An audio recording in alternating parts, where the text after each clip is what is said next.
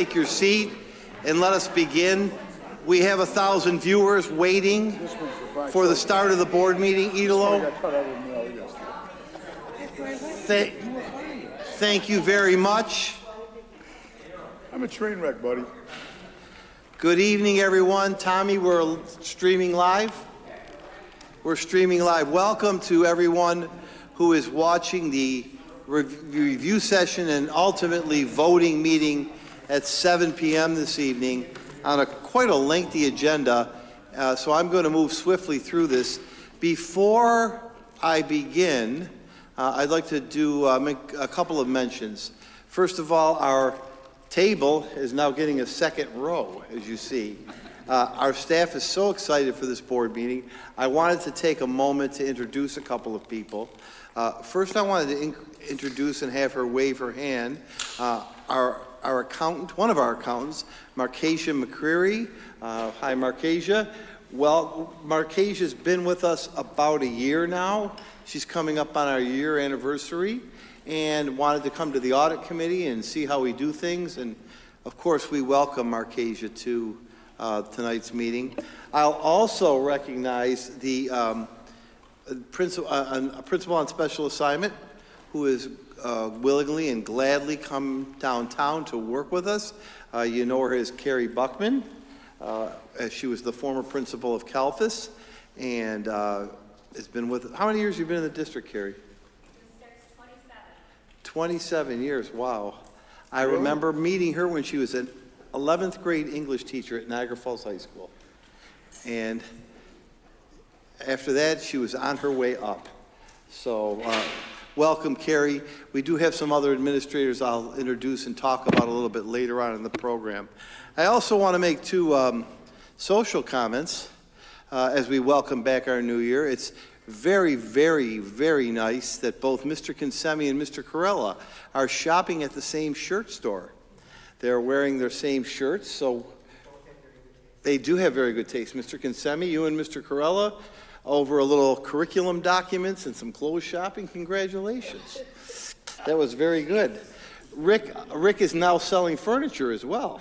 I don't know if you knew that, but Rick, congratulations on your new furniture career. It's something great. And finally, I have to tell you, I had opportunity over the summer, and I won't go through my whole summer, but had opportunity to be in the presence of one of our board members, Mr. Robert Bilson, who was at a community event with one member of the band. They've sold 120 million albums. The band's called Kiss, and Mr. Bilson made lead guitarist Gene Simmons cry at the Kiss event. It is true. Yes, he did. What'd you say to him? Did you want to?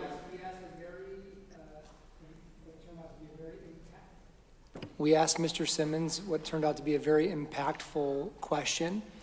And the question was, you know, he is an entrepreneur, and whatever anybody thinks of him, he's been extremely successful in his life.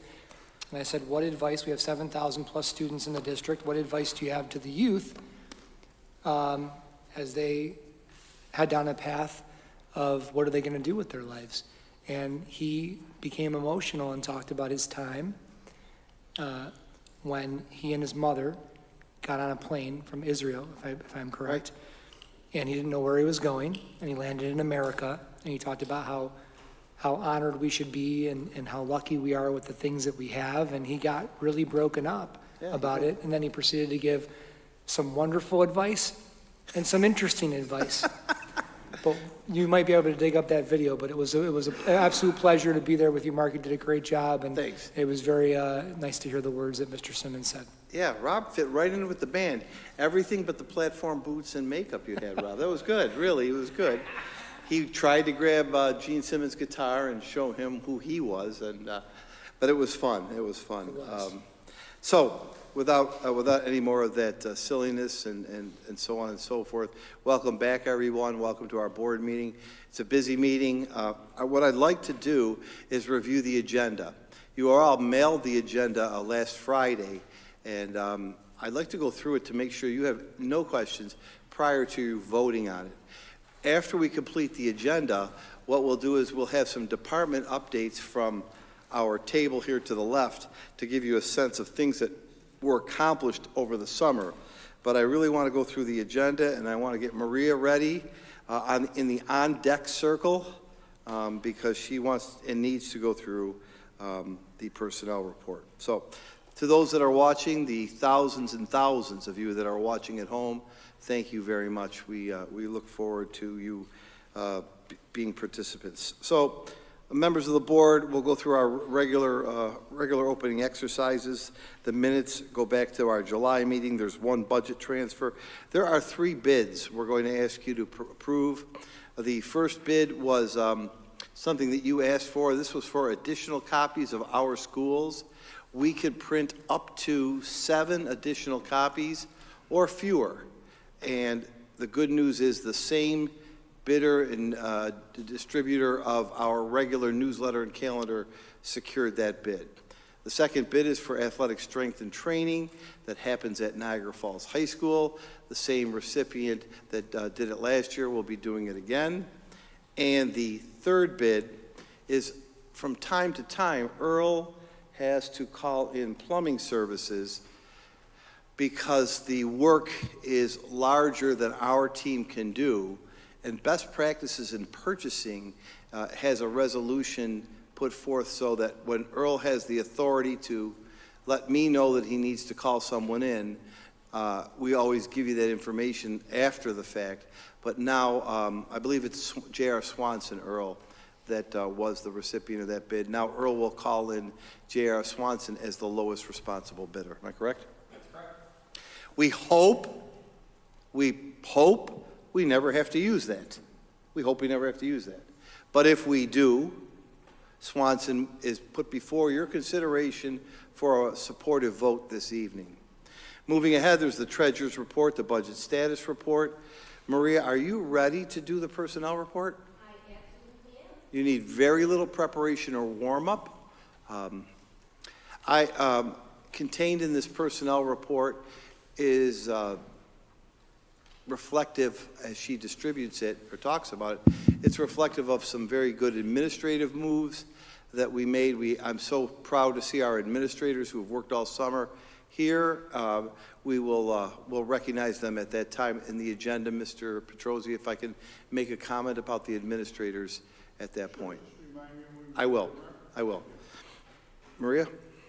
Okay, we have for you this evening a certificated report and an addendum to the certificated report, and a classified report and an addendum to the classified report.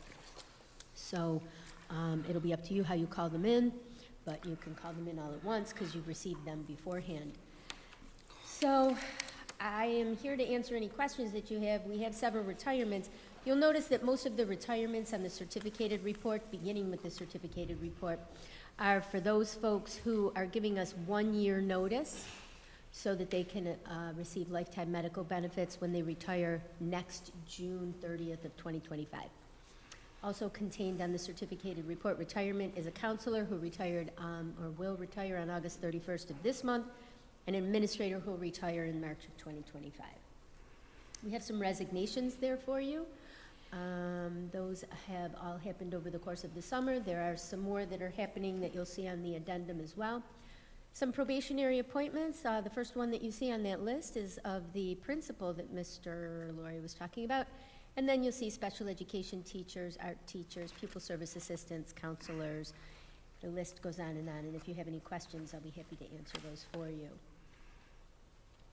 Any questions about our probationary appointments? Beginning on page 6 of 27, we have the regular substitute appointments. Again, these regular substitute appointments are those appointments that have occurred since July, since your meeting in July. So these are the appointments that Mr. Laurie is recommending to you since July. Those go through page 9 of 27. And if you have any questions about those, we can answer those for you as well. Those are our regular substitutes.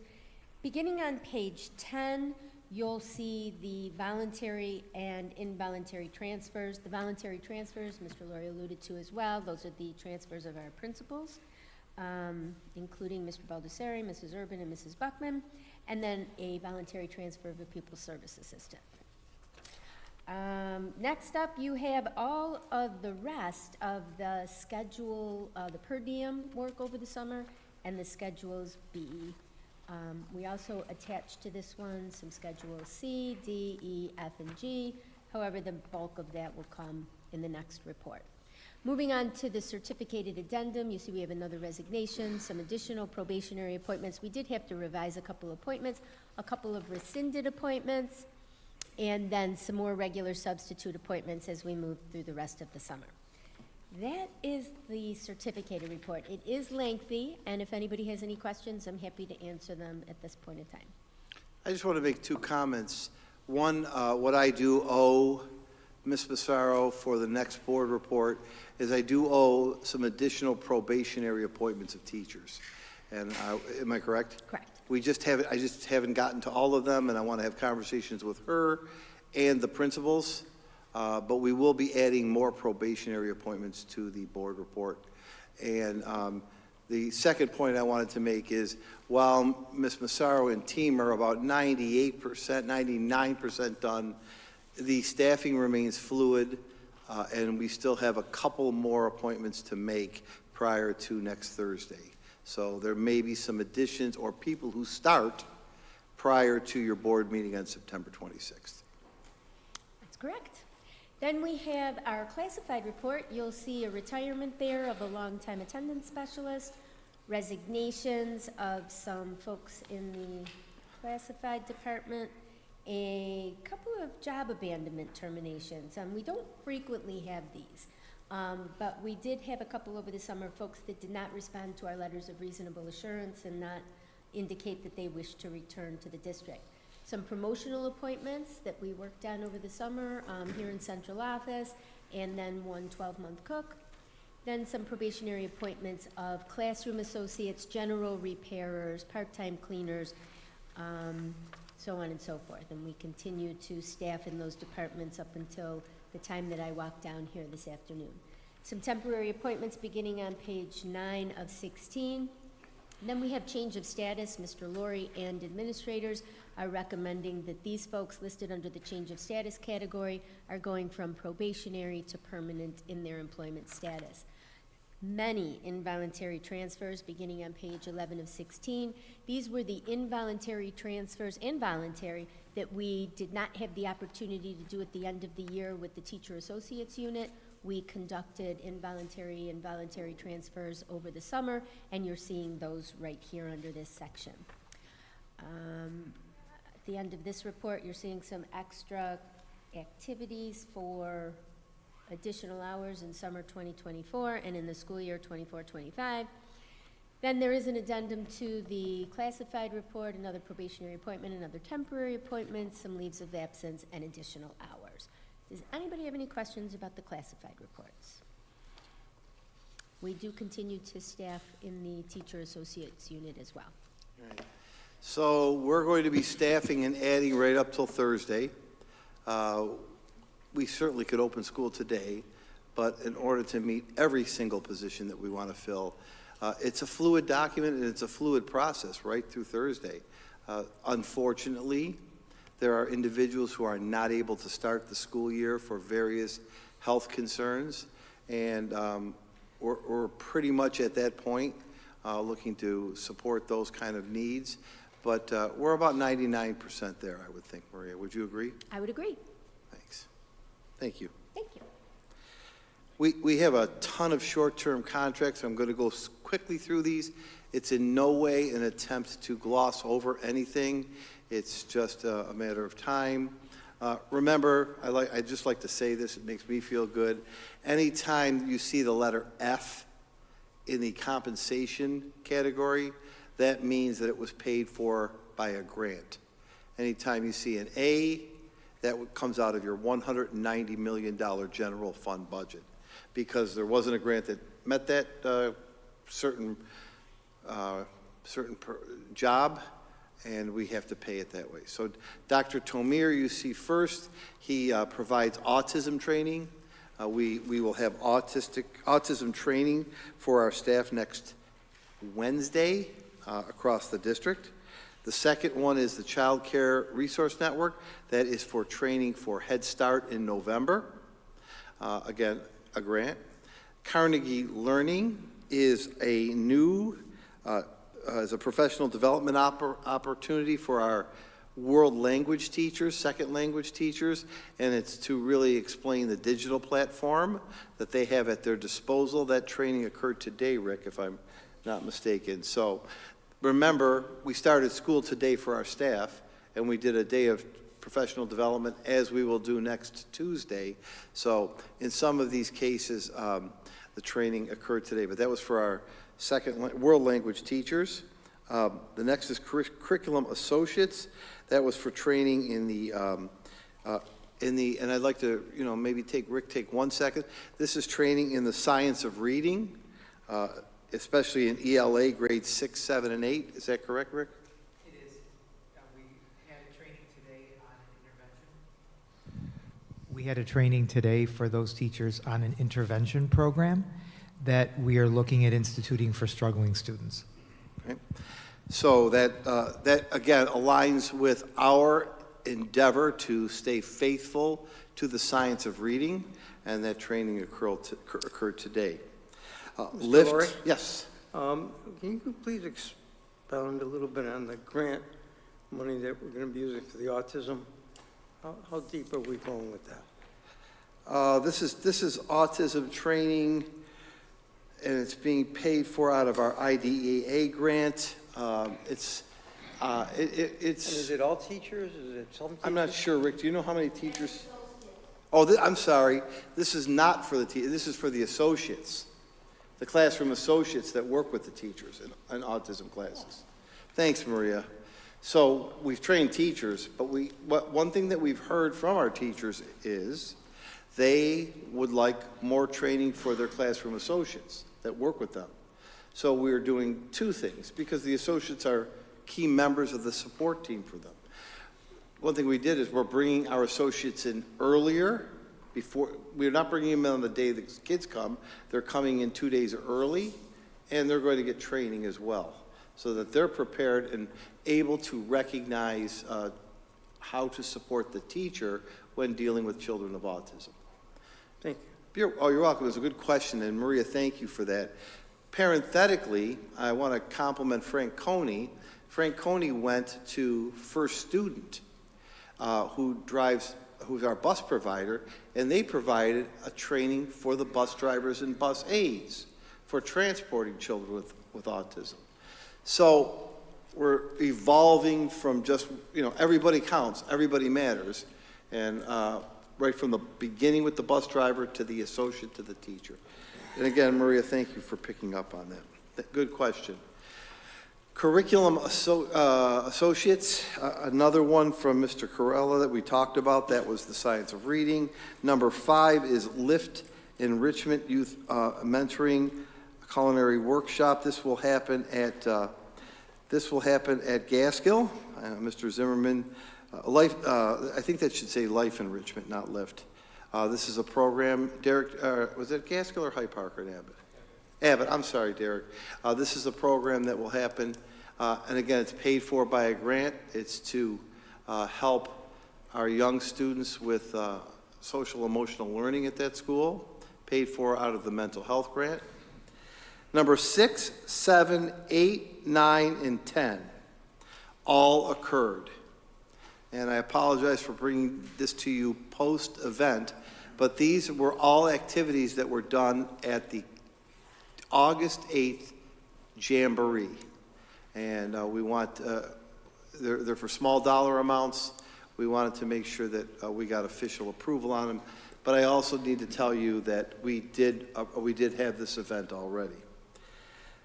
Number 11 is a summer program that happened during the prep school summer school program. It was a mentoring program. Lexia Voyager is, this is the Gaskill one I was talking about. Is that correct, Rick? It is. This is something that Mr. Zimmerman, Mr. Briglio, and now Mr. Merja created last year to help struggling ELA students. Rick, if you'd like to take it. Certainly. As part of Gaskill's school improvement plan, They decided to implement a school-wide writing program.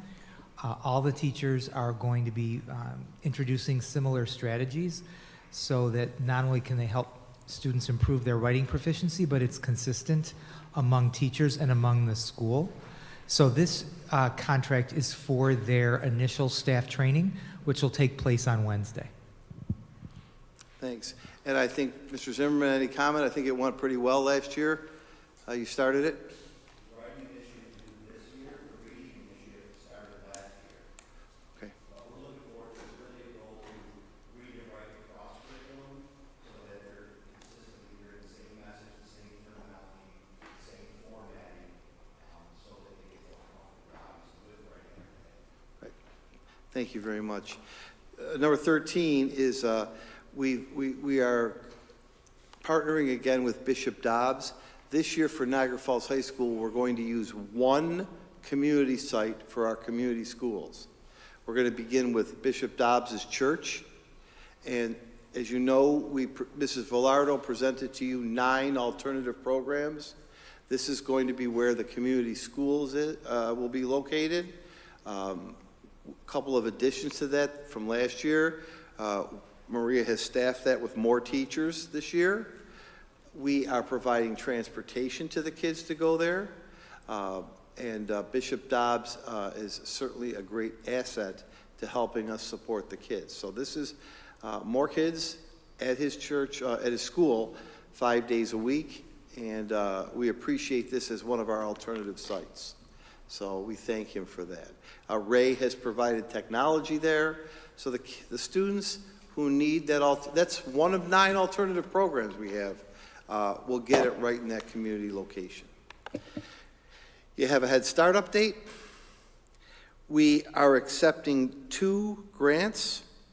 The first one is for $125,619. That is our Indian Education Federal Grant. This supports activities for Native students in elementary. 602 is acceptance of fund from the Teacher Residency Grant. This is the grant that Maria oversees. The teacher residents have already started. They were at our orientation, and I believe there were 9 or 10. There are 10 from Mag University in this program, and then we have another 6 from the University of Buffalo, but we don't get a grant. But we do have other residents. So we are taking on 16 residents, 10 through this grant, and 6 through UB. So that's 16 residents. A resident will spend a whole day with a teacher. Just like, I've always thought about our profession is like being a doctor.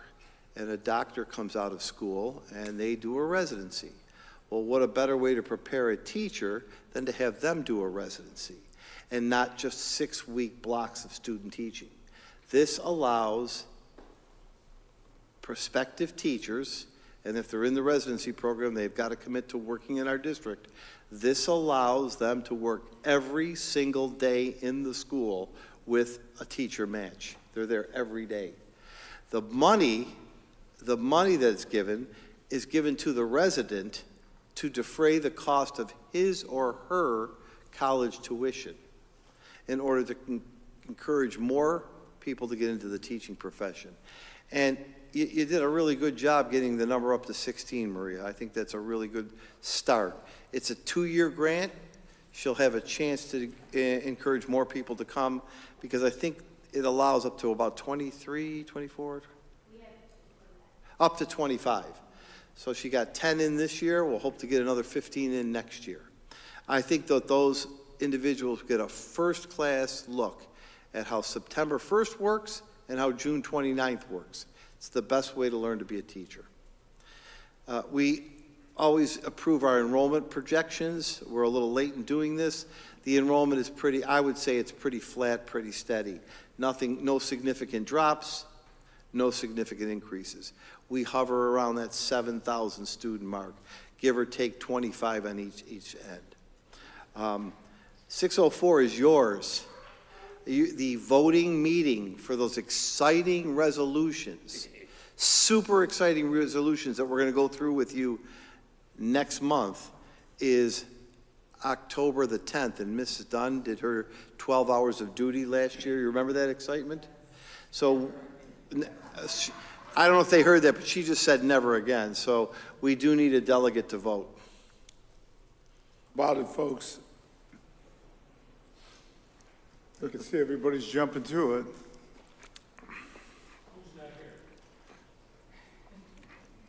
Well, it'd be Mike, Earl, and, oh, wait a minute.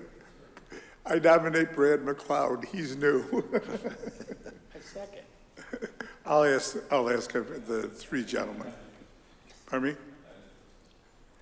If not, I'll do it. What day is it? It is Thursday, October 10th. We don't have a meeting. We have a meeting that night. So what do we do? Somebody can, it starts at 4 o'clock. Somebody would, it's not a voting meeting. Someone would have to break away. And I'll ask everyone, the other three, and I'll have someone or I'll do it. okay. And Ray could set up a computer for that person, probably even at Judy's table, so that they're close by. You know what I'm saying? They're here. Okay? 605 is to include an additional investment opportunity if we choose to bring in Morgan Stanley as a bank designee. 606 is something that Rick led for the district, along with a team of people. I see, in addition to Rick, people like Mr. Briglio, Mr. Zimmerman, Ms. Buckman, Mr. Woughton, and others, including myself, and Ms. Pissarro, were on the team. We had a teacher intern, or not a teacher intern, a teacher doing her administrative internship. They crafted the district comprehensive improvement plan. So this is to, and I've been talking to you about this offline. Rick has had to already submit this to state ed, but this is to tonight get your approval, and then we need to post this online if we haven't done it yet. It's already posted. Because we have 3 targeted schools, we have to do a district plan, and even if we didn't have targeted schools, and even for the other 8 schools, everybody has a school comprehensive plan that looks the same. And we would still, and I would still direct that we did a district plan, even if we weren't told to do so. 607 is for purchase services for PLC Associates. It's a group that Rick has worked with and recommends. It's paid for by a grant. This is for training for our 3 targeted schools. That would be Gaskill, Niagara Falls High School, and 79th. 608 is another PLC contract. SIG-A pays for it. Rick, what's the difference? That's for the annual stakeholder surveys Okay. that we're required to administer every spring. So we have to survey all of our stakeholders, and that grant pays for that. 609 is for training in Wilson language. I'm going to ask Rick to speak about this. Again, Wilson language is another protocol in the science of reading. Okay. You may have recalled last year when we were talking about teaching foundational skills in the primary grades. I mentioned that I had 3 teachers trained to be in-district facilitators and to get to the expert level so that they could help other teachers and deliver professional development to them. And so what we're doing this year is we're adding an additional grade.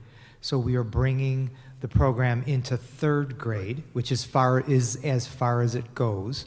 But that's going to be an important piece in our plan to align ourselves fully with the state expectations in regard to the science of reading. So I need an additional coach trained as an in-district facilitator.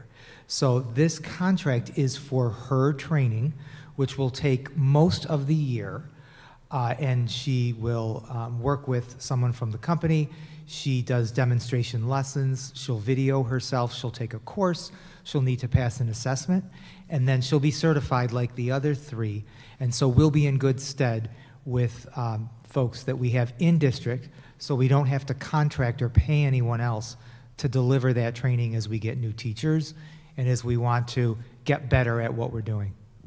So I harp on the science of reading. You're going to have a presentation on October 10th about it.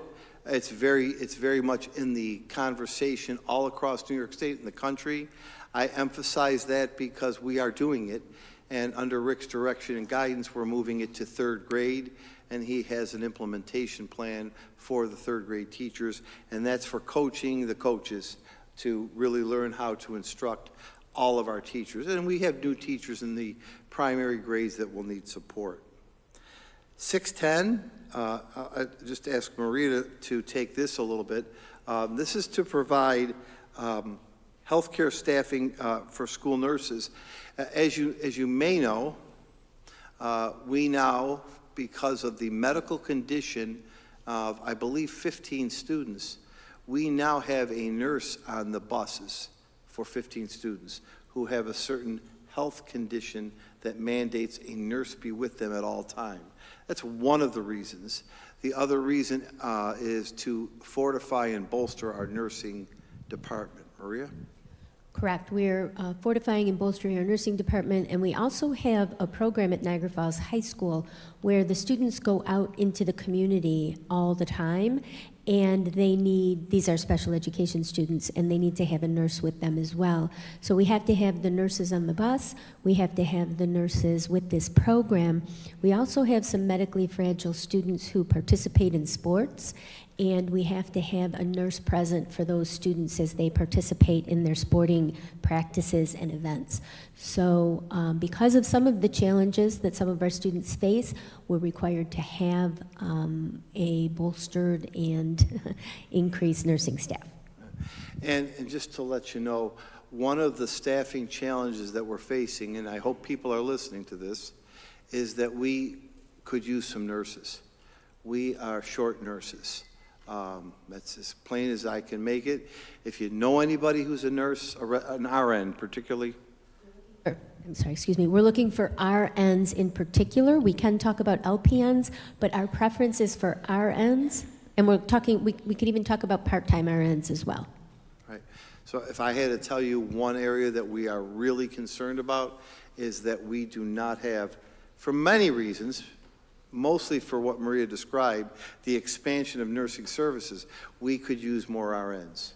And we're really piecing that together with a gum and shoestrings, and we're really short with our nurses. Again, just being bluntly honest with you. Can I ask a question? I don't even know if this is possible. I'm just thinking outside of the box. So if we need nurses,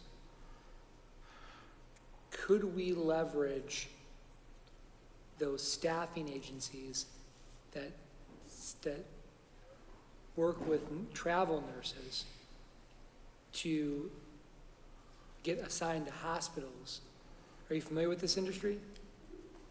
The reason I ask is if we could do that, I was just talking to someone that's a high up at one of those staffing agencies, and they have nowhere to place these nurses. And the nurses are now getting restless because they were used to the opportunities through COVID. I'm just wondering if that's something that we could leverage to bring nurses into the school district. I don't know if anybody's been doing that. We've been working with staffing agencies, but if there's another staffing agency that potentially has nurses for us, we'd be happy to work with them, the traveling nurse company. Yeah, that,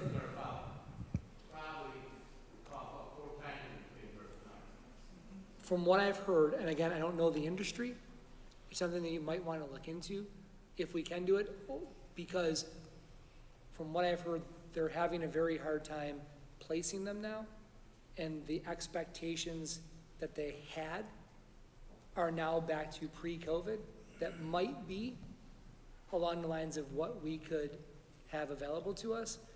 Again, it's education for me as well, right, about this process. Absolutely. It's just something that if you were interested in that, I'm sure you could do your own due diligence and find Sure, staffing. But I could also provide you with the name of that company so that you could find similar companies to Absolutely. search.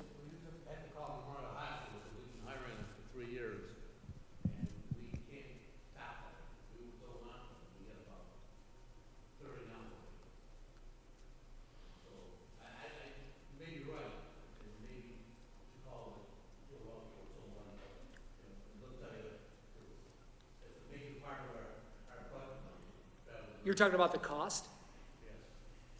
We, How about this? How about if I connect you with an expert at one of those reputable agencies to possibly just have an exploratory conversation? Maybe it goes somewhere, maybe it doesn't.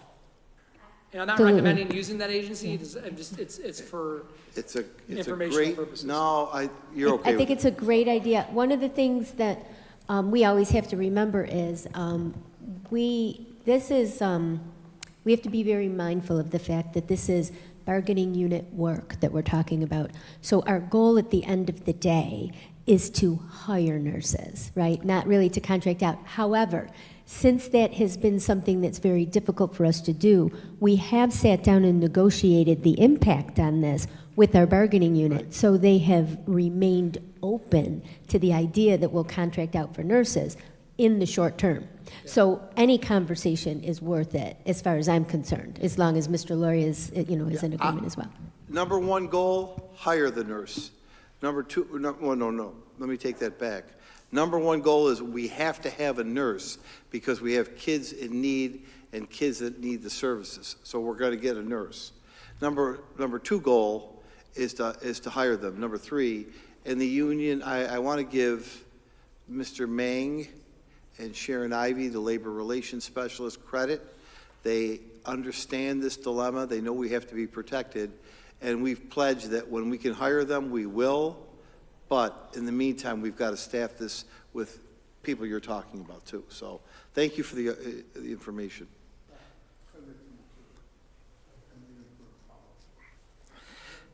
611 is we are a 4410 district. That means that we do things that the county doesn't have staff to do, and then we bill back the county for reimbursement. 4410 is a preschool service that the county is responsible for providing for, but don't have the staff to do it, so we do it and bill them back for the service. 612 is for a on-site music therapy for one of our special needs children who requires music therapy through a CSE meeting. 613 is for Aero car and limo services. That doesn't mean that Earl's going to work in a limo. It means that from time to time, when we cannot get a bus, we cannot absolutely not get someone to transport, we don't want to stop programs such as things that the high school are doing with their internships, externships, etc., and we have to access this other agency. Becky is really responsible for this, and we are going to monitor this closely. We don't like to use this, but if we're in a pinch, we will. Becky? Yes, and actually, Aero is extremely pivotal in the PS2 program Right. at Niagara Falls High School. Right. They are the group that gets our students to and from their, work locations during the day. So that's why that's on there, and Becky will monitor that. 614 is paid for by a grant. This is to train more of our teachers in mental health first aid. 615, again, is through our mental health support grant. This is to provide services for a professional mental health counselor, psychologist, above and beyond, paid for by a grant. 616, paid for by a grant. This is for community missions to be in our schools, to do work with our children, girls' circles. 617 is for the continuation of Mr. Cunningham and his team. I know Mr. Cunningham worked all summer. I'm looking at Chris Merger, who ran the prep school summer school, and told me he gave him at least 10 names a day to hunt kids down. And also, he is integral to the high school in getting all of our laptops returned. And his team is integral in getting kids to school on time and dealing with some difficult situations. His contract was up on September 1st. 618 is for our great friend Modi Cox. Modi is one of the most wanted providers in the district for his special programs that he does at the high school and the middle schools.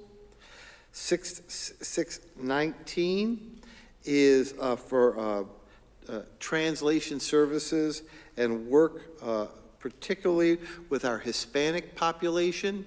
We have an increasing Hispanic population, and that's what that resolution is for. Moving swiftly to 620. 620 this is to pay for the adult college writing classes. We did have one over the summer, and we plan to have more during the school year. It comes from out of Bleneva Bond School. 621 is to pay for our early college courses through a grant. I think something that we should make note of, Niagara Falls High School this year will offer 50 college credit-bearing courses, 50, everywhere from Niagara Community College, SUNY Niagara to Stanford, 50. The students pay zero. These grants help pay for the courses. We're up to, I think Mrs. Velardo told me we broke 50, and they get the college credits. Booker College Planning is part of a grant. It's part of a couple of grants, actually, but our P-TECH grant, Mr. Booker works with our kids through the P-TECH grant. 623 is for our other favorite food program, Chef Bobby Anderson, who takes kids from the high school, the middle schools, and does culinary with them. He's been with us many, many years now. It's very successful.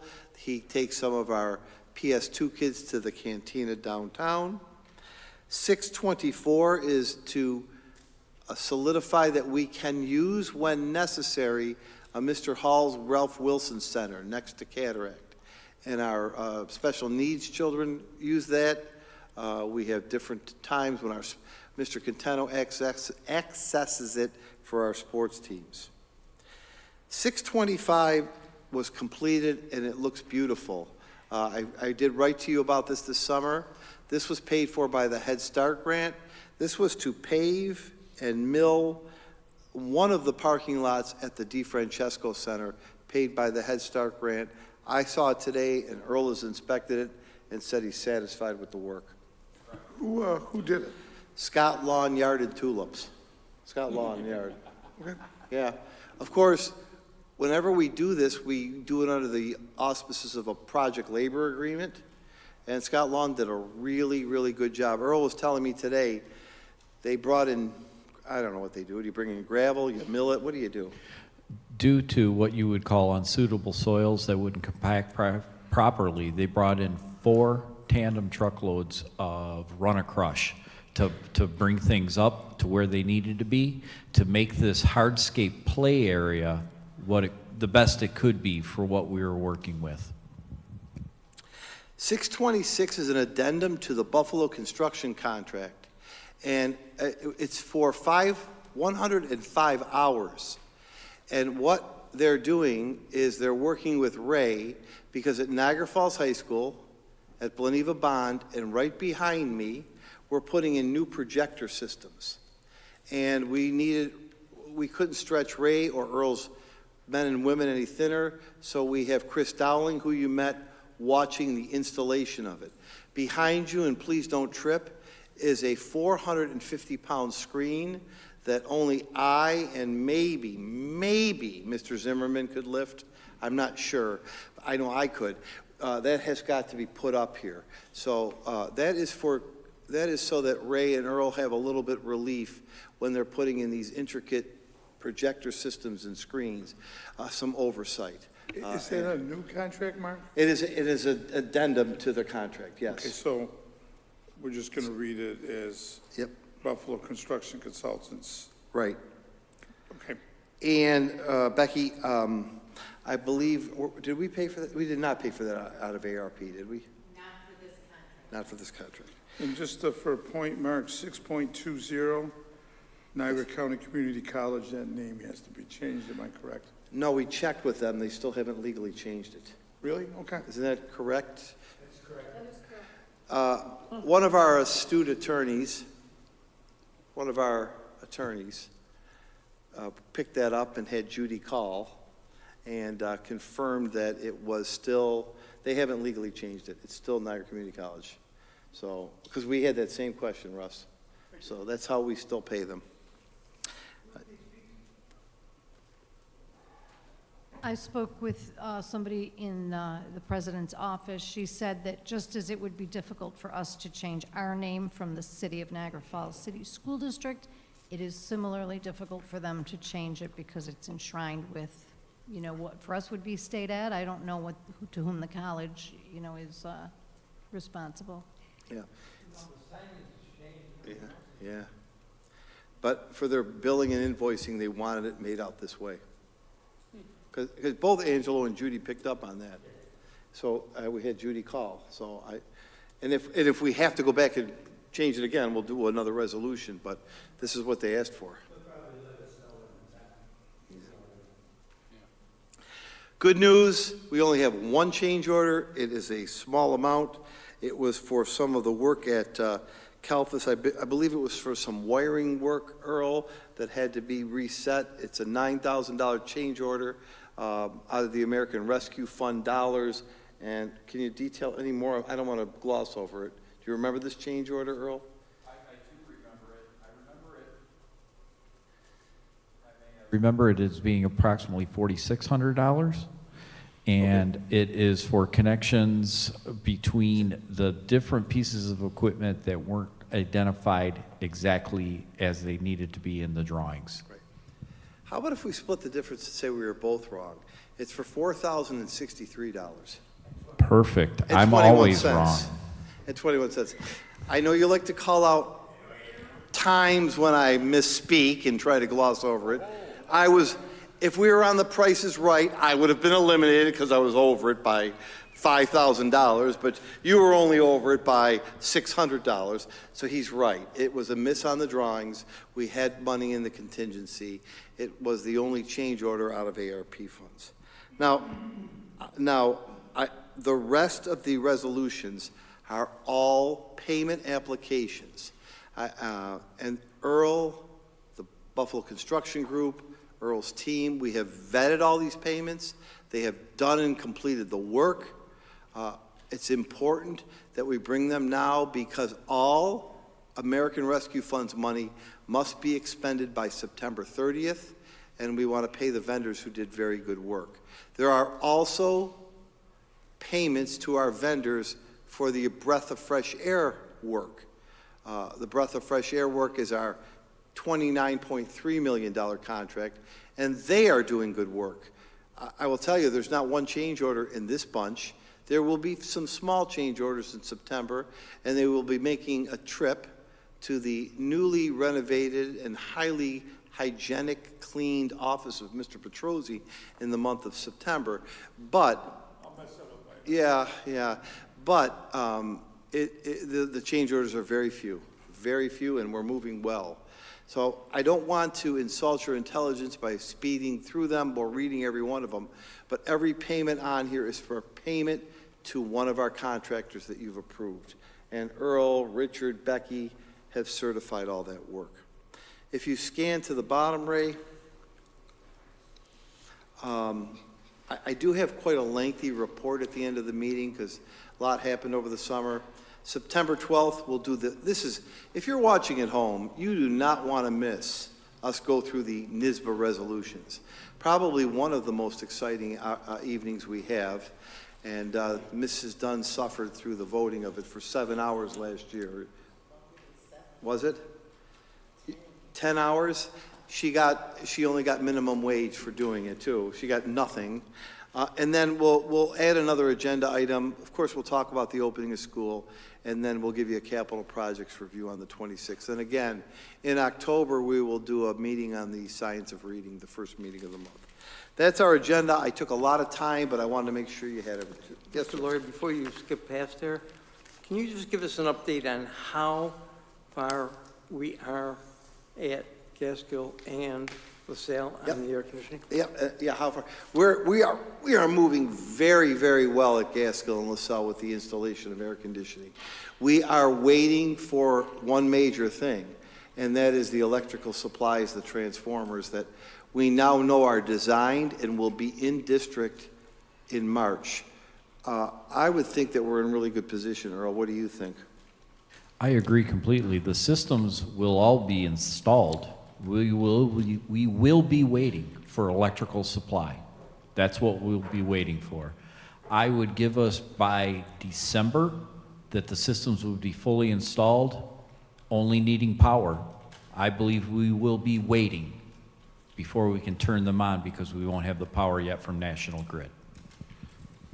Going in well. Mr. Zimmerman, I know it's been a little messy summer for you, but things seem to be moving, Mr. Consemi, well. It's a little bit messy, but again, very, very few change orders, if any. I know Gaskell was a little bit behind in cleaning. Is it coming together, I hope, Derek, or not? I'd say by the end of Saturday, the building will be ready for orientation. Great, As best they can. Ceiling tiles, they'll go back up until we're done right. with the infrastructure, but they've cleaned up quite a bit, and got it back together surprisingly quick. Right. Yeah, and just so everybody knows, we repeated this before. We told them they could keep the ceiling tiles down in the hallways because we didn't want to have to put them up, take them down. But know that they're only going to have to live through the fall with that. I don't want to put you on the spot because you've only been there 11 hours, Mr. Baldessari, but LaSalle coming together? Yes, I can echo Mr. Zimmerman's remarks. We're just about the same place. Yep. So, good. It's good progress. What I'm worried about one thing. Power. The delivery of the electrical parts. And that's the only holdup. But I've told them that if we have a warm day in May, I want that air conditioning on at Gaskell and LaSalle. I want that air conditioning on in May. That is the goal, May. What's the reason they're giving you for such a long period of time before that happens? Well, they really haven't given us a definitive reason. They've pointed often to manpower for design, and National Grid received our work request for this job in March of 2023, and we are still waiting for the final design and budget number. So we were told just this past week that they plan on having us ready to go with electricity from the grid for spring break of 2025. 2 years in the making. March of 2023, we submitted our request. We pay for that? Sir, Have we paid for it already? we have not because we don't even have a budget number yet So from them. it's not like we paid for a Right. service that has been delayed. They haven't even gotten to it. Correct, It's a- sir. It's a man and women power issue. And it's going to end up costing us for both schools about, oh, here we go. I'm going to guess $180,000. Good. Oh, thank you. Very good. Thanks. That's just the National Grid cost? Yes, Yes, sir. yes. 180. It will come out of your capital project budget, 180,000. New service. That's what I'm worried about. But we are going to stay on them. Here, I promise, but it's just on the tip of my tongue and I have to say it. And I'm not against the environment. How are we going to electrify 80 buses? I'm waiting for 2 years for 2 schools. Please, I want to let that go. But how are we going to electrify 80 buses in 650 school districts? I just think we need to slow down a little bit. That's all. Sorry. One more thing. Earl, I'm curious, you probably don't have the answer now, but if it's not a question we're asking, I would love to know what the cost would have been. 2 years. At some point between 2023, prior to waiting until 2025, because my assumption is it will be an inflated cost after waiting for 2 years. Well, inflation obviously happens year after year. So I wouldn't begin to guess what that would be. What we could do is maybe take, once we get the number, back to 2023-ish, or, a reasonable 6 months after March of 23, so Right. September of 23, and have an idea of what it might have cost back then just by, looking at inflation numbers and backing it out. Right. So, Mr. Consemi, that's the concern. But it's moving really well. It's moving really well. And Gaskell and LaSalle have been patient in the cleanup. They had a messy summer. But just think of the beautiful return we'll have in May and all summer. And then And then we can say something that very few districts could say. Every one of our schools is air conditioned. Very few districts in New York State can say that. So you should be proud of your work in that area. We do have about 30 minutes of a slide presentation for the team to move smartly, team, through this. Earl, are you up first? And I'd ask you to move smartly through it. This is just to show you some of the things that we've done in different areas over the summer. And if you're, I don't know who's on deck, if it's Ray or Rick or whomever or Maria. Maria, get in the on deck circle, and then we call who's ever in the next batters by the hole. Get ready. Earl, smart, swift, and I won't interrupt you. Okay, so just a quick overview of it all. Building fire alarm systems are currently at about 70% complete with their inspections. You may remember last year at this time we were about 90%. Some of the construction work has delayed some of those inspections, but we should be good to go next week to be able to say that every building has had its fire alarm inspected. All the district playgrounds have had their safety inspections completed. The cleaning of the district's buildings is on schedule, but again, construction held that up a little bit. And as of yesterday, we're about 90 to 95% complete. So we're in good shape for what we've been up against, especially at LaSalle, Prep, and Gaskill. All the district backflow preventers have been inspected and certified. The gymnasiums at Maple, Hyde Park, G.J. Mann, and 79th Street, I left off of here, my apologies, have all been refinished by district painter staff. We replaced the boiler plant condensate receiver system at Niagara Falls High School. We only have a little bit more wiring to do on that, and it will be ready to operate well before probably schools open next week or when heating is necessary. We replaced the boiler plant at the Community Education Center. That work is complete as of today, complete including the chimney cap. The boilers have been test fired and operating well. The replacement of the boiler plant at Cataract Elementary School will be ready for the start of school. The only thing right now we are waiting on is for the replacement of the stack liner that was necessary as part of the boiler swap out. We replaced the hardscape area at DeFrancisco Center for the little kiddos and their tricycles and such. The district is in process of changing out the hand towel dispensers again. And I get a lot of high fives over that one, believe it or not, because they were terrible, the first ones. And core distributors not only are taking them all back, they are giving us a credit because the ones that we've chosen are actually less expensive. So they've been very good partners with that. We'll be complete with that probably mid-September. What are those, Earl, I'm sorry? Core distributors out of Tonawanda. No, what device? Oh, our hand towel dispensers. Oh, sorry, I didn't hear the word. Yeah, that's okay. Automatic ones? They are not automatic ones, but the ones that we took out, they were the higher end ones. We thought they would be better, and they weren't great for a school environment. You want to advance the slide? Oh, I'm sorry, Mark. Thank you. Yeah. Wait a minute. No, I'm sorry. I'm sorry if I screwed you up. Good? I'm trying to, there's something.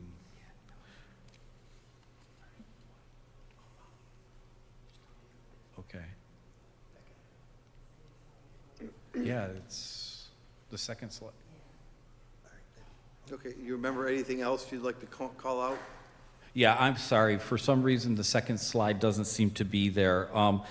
This summer, we installed over 400 of the dry erase boards that were once where the interactive whiteboards were. The only building that remains is Bleneva Bond. They were a special order because you may remember or may not that Bleneva Bond has black borders on their whiteboards and not silver. and it was a custom size. So those actually came in this afternoon, so we'll be starting the installation of those ones within the next week.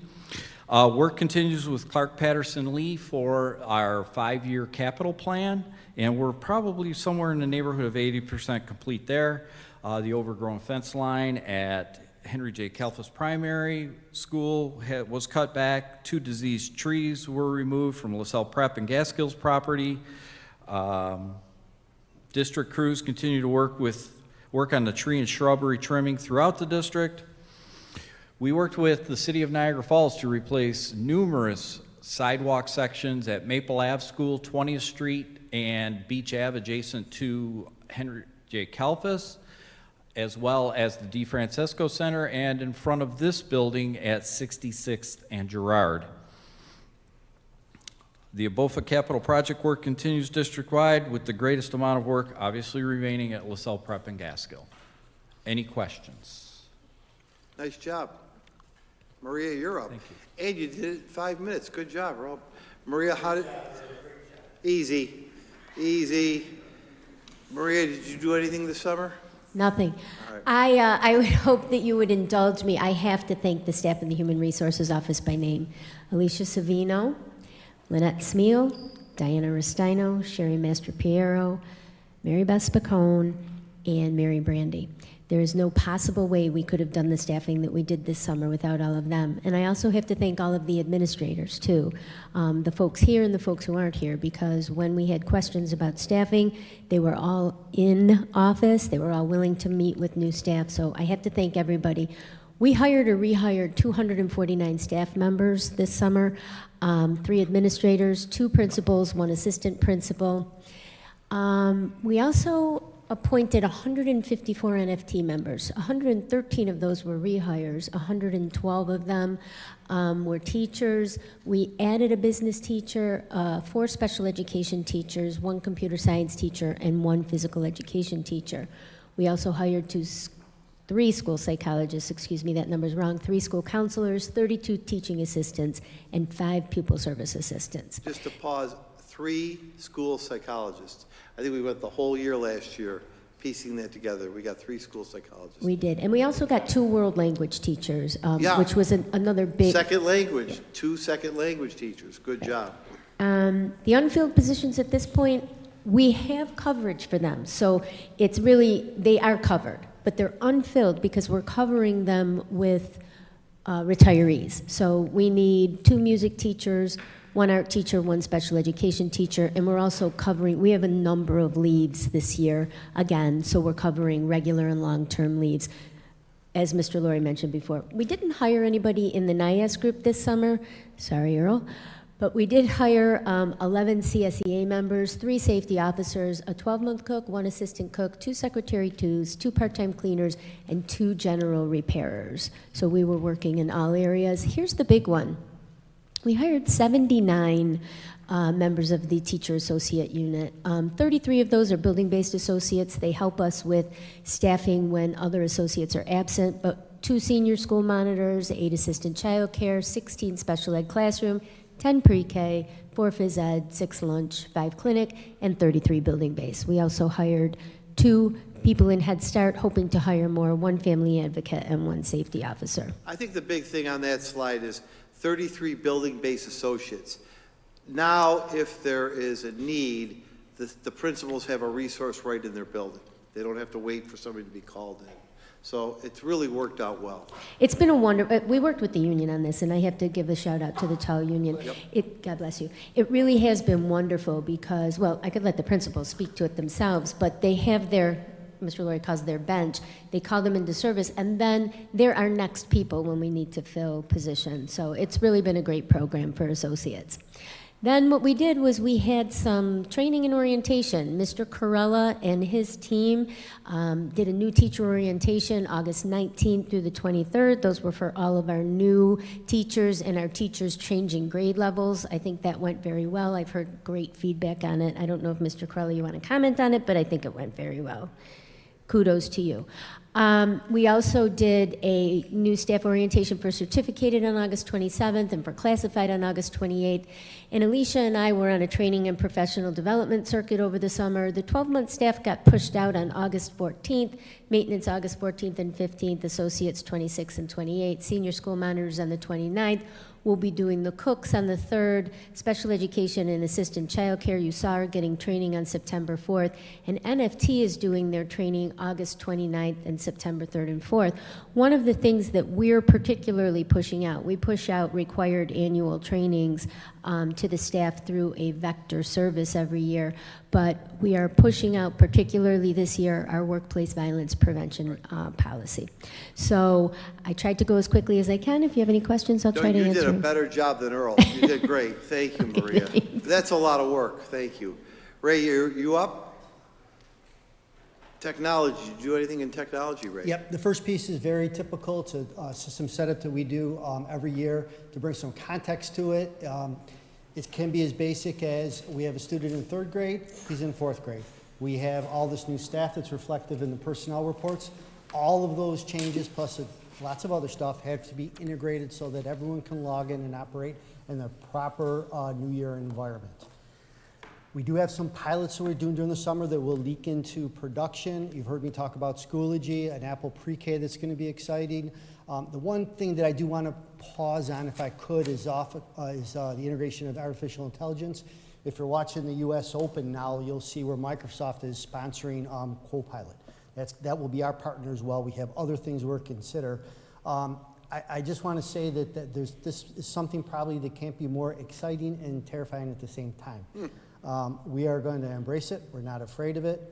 Mr. Velardo and I were talking earlier about baseball, and it would be nice to ask Microsoft Copilot, how do we get the Yankees and the Dodgers back to small ball, right? That would be nice to know. I had a cousin come in from out of town. Airline was a mess. She's saying, hey, can artificial intelligence fix the airline system, right? So that's kind of the exciting, neat parts. It's really the regulation piece that's going to be of interest. We are taking it on early. It's going to be a strong component in our technology plan. And it really, I think, is a bit of a revolution, if that's the right way to say it. And we're going to be ready for it. Some of the other work that we're doing is the projector works. It's long overdue. I look over and I see a blue light on that wireless access point, so I'm very happy to see that. Part of the road to 10 gig that I've been talking about, this is the last piece. We're bringing in over 800 of those new guys. What we're kind of being very didactic about is we're making sure that all the new functionality and the security concerns are in place. That's what's kind of delaying a little bit. But this will allow us just to get a next level. Hardware resets is, again, it's lots of new stuff in here, things we always do. I just want to pause. It's part of the group of Tommy Chandler. We image, which is refreshing over 12,000 student laptops. And from a functional level, it's just very neat because it's very productive because every laptop, 12,000, is almost out of the new box and they all operate in the same manner. The last piece I have to keep adding this is cybersecurity. It's an everyday event for us. We do a lot of things to be proactive to it. I thank the HRO department for the vector training because really at the end of the day, it's the person behind the keyboard that is our most useful way to stop things. And I talked last year about second factor authorization. Mr. Petrozzi had mentioned how difficult cybersecurity insurance is. We do a lot of good things, but unless you have second factor authorization, you're not going to get cybersecurity and you're putting yourself in real harm's way. So we are there with that. And that's all I have. If there was any questions. Thank you, Ray. Even better than Earl. About equal to Maria. Equal to Maria, better than Earl. Rick, did you do anything this summer? No, not a thing. Obviously, you and Jimmy went shopping. You and Jimmy got the same shirt somewhere. I don't know. Was that at the Capitol Cleaners closeout? I think he went home to change, Rick. I'm sorry. Go ahead. Go ahead. Well, at least we're not wearing the same color suit today, Mr. Lloyd. You and I did that once. I know, we did. All right, go ahead. We did. Well, the question is Russ going to clean them both? Yeah. That's the real. Russ is asking us to spill things on them. He's already cleaned this one. He hears extra shirt, he gets excited. Okay, just want to give you a couple of quick updates for curriculum. I'm going to go through them quickly. I just wanted to kind of set the stage for this, though, because there's a lot on these slides. I won't read them all the way through, but we have a regular or semi-regular cycle by which we review our curriculum and update resources. The pandemic threw all of that off when we had COVID restrictions and we really couldn't work together in groups. So for the past 2 years, we have been really moving very swiftly to catch up and get ourselves well situated. So at the elementary level, this summer we updated or revised most of our curriculum that you see in those first 4 bullets. Everything here, dropping down to the end of the list, all elementary curriculum, grades pre-K through 6, has been revised, updated, and sourced with new resources over the last 2 years. Everything, including physical education, art, music, everything is done. One of the reasons that we also move so swiftly is because we had the advantage of the American Rescue Plan Act funds, and we were able to do a lot of staff training. We were able to try new programs and put them into our intervention and other resource menus. So we took full advantage of that. The big ticket items up here are mathematics, grades K through 6. We revised all of our curriculum and are starting new resources and assessments from Curriculum Associates. The program that the teachers chose is called iReady Classroom Mathematics. We did more training on that today. We made some minor adjustments to science and English language arts assessments and some of our documentation that had been done over the last 2 years. In social studies, we aligned our English language arts curriculum at grades K through 2 with the social studies standards so that they're not separate subjects, but that they are integrated. For professional development at the elementary level, you heard me speaking earlier about the Wilson Language Foundations trainers. Our first 3 trainers were able to hold workshops this summer that we completely sourced within district, and they trained 90 teachers over 5 weeks. Some of those trainings were launch or introductory trainings. Others were refined trainings that had specific topics within the program that teachers wanted to know more about. So we had a very productive summer. We had 120 teachers complete a minimum of 6 hours of training on the new math program prior to today. And then we did more today for those folks. And then those who were not able to access it over the summer received their basic training today. At the preparatory level, all of our grade 7 and 8 math curriculum is updated currently, and we have all new resources. We did 8th grade last year, and we had 7th grade done this year. We reworked our science assessments, our local science assessments at every grade, because we want to, now that we've seen 1 year of the new state science assessments at grades 5 and 8, we wanted a chance to revise those a little bit so that they would match and prepare our students a little bit better. They just needed some minor tweaks.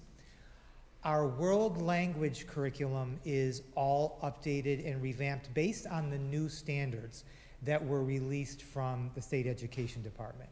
So we are right on time with that. We also added new courses.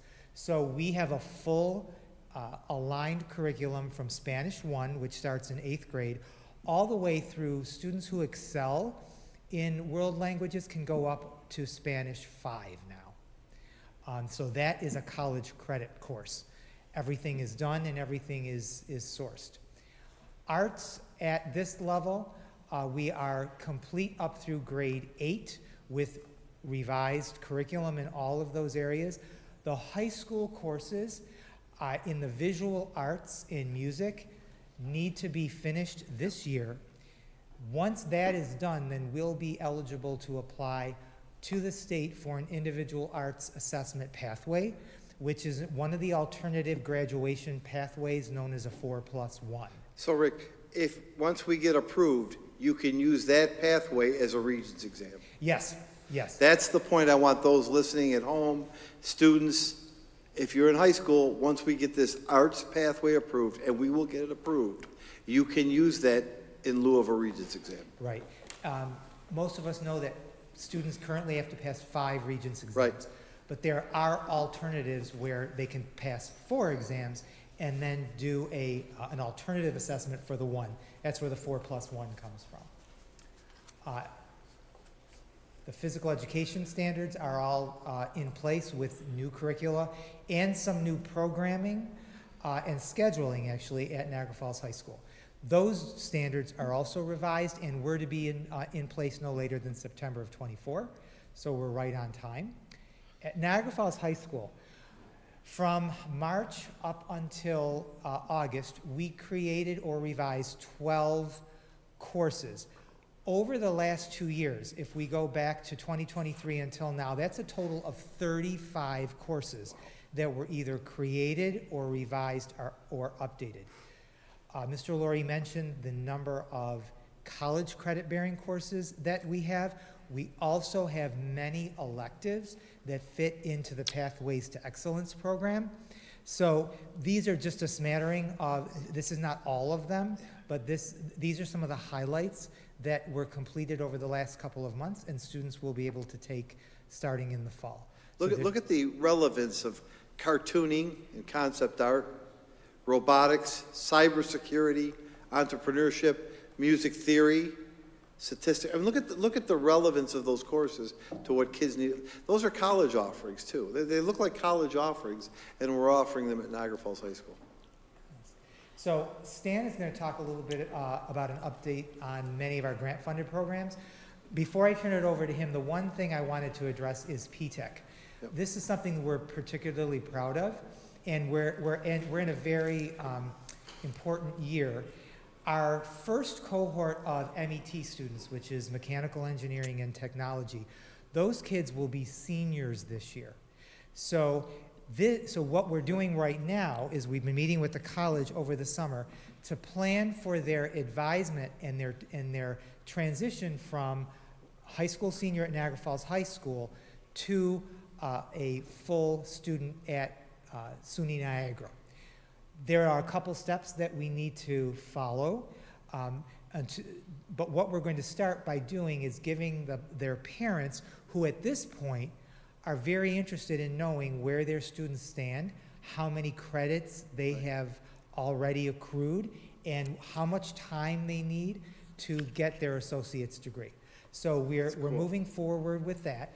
What it typically will look like is most of our students will graduate with half of their associate's degree complete, and they will just need 2 very light semesters at SUNY Niagara to finish up their associate's degree. They can either then go right into the workforce, or they could go on to a 4-year degree, and many of them will. That's a great story. They'll be halfway or more done with their associate's degree. Thanks, Rick. Yeah, and we're the only school district in the state that has been awarded 2 P-TECH grants. So this year, our first cohort of computer science students is beginning. We had their orientation this summer, and there are 38 of those students that are entering their freshman year. So it's a very exciting year for P-TECH. 38, we were worried that we'd get 25. We got 38. P-TECH is the program, it's just flying. Stan, you want to take a few grant updates? Thank you, and I'll talk first about our Stop School Violence grant. And if you recall last year that we did a presentation in regards to the Sandy Hook anonymous reporting system. And last year, we actually received 15 tips. And 2 of those tips turned out to be life-threatening in nature, where we responded appropriately.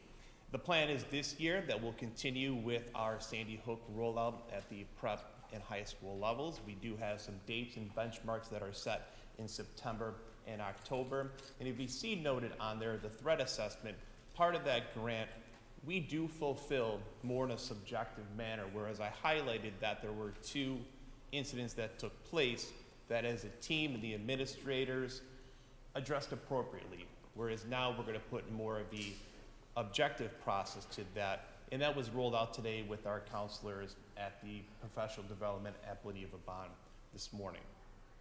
For our mental health grants, Mr. Laurie highlighted a number of short-term contracts that are in place. I think two important areas to highlight. That first, that this summer, our counselors and our social workers, our counselors first, they addressed areas of attendance that were proactively prepared to address any attendance needs within our school building. Our social workers, they addressed immunizations to make sure that last year we fell into a predicament where there was a number of students that after day 14 could no longer stay in school. We've gotten out in front of that during the summer. The Family Support Center, today we had our grand opening and it was a success. I want to thank not just the ongoing work of the counselors, social workers, and all of our staff, but in particular, we have Jamie Schmidt and Kevin Burgess, who've really owned that process. While that social emotional team has grown, you can never have enough tools in the tool belt to meet the needs of our staff, students, families, and our community. We also, with some of our mental health supports, there is a document that we've updated, we continue to update. While the needs grow, we take in the feedback from our team, as I've highlighted, and it's a resource that is readily available, and we've looked at where we have that resource placed and are being more intentional about that. As you can see on here, we've noted about not just previously it was on the district website, it's going to be on the school website, and it's going to be in a place where it can be easily accessible. Our school-based counseling plan, that is something where we've taken a look at. It's been established for a number of years. It started in 2019, where we took a look at some tier 1 items, for example, our second step programming, as well as other tier 2 and tier 3 programs to make sure that they match what is currently taking place. Our social workers, really with that expansion of the social work department in recent years, have been intentional in taking a look at what has worked, what hasn't worked, and some things, for example, like our crisis interventions, and also with their work with the Family Resource Center of identifying those social determinants of not only health, but education, ensuring that students are successful in school. We have our trauma-informed educational practices. If you recall that we've worked with the University of Buffalo for the last 5 years.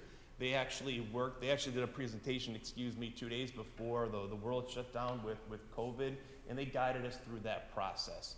Well, now it's time for us as a district to begin to own that process, where, as you can see, there has been a number of trainings that have taken place. We've identified and realized that the administrators in the school buildings have to create that work plan that is specific for Niagara Falls High School, G.J. Mann, LaSalle Prep, and provide the resources necessary so that they can be successful. And finally, one piece that is not listed on there, but I think it's important to note, is that our family community engagement program has expanded. We've listened to our community, we've listened to our staff. Tonight, for example, we had a team of district liaisons that were at the Packer Court Community Center that were participating in their back to school event and having a presence, answering questions, and we'll continue to do that on a monthly basis, and we're always welcome to feedback and always looking for ways to improve. Thank you. Thank you very much. Great job by our team, and obviously a lot of work went on this summer. So we are ready to go, and I appreciate the reports from everyone. It is about 1 minute to 7, so we can have a minute, and then I think you're good to go. Thank you. Is that Earl? Earl Bass has joined the proceedings.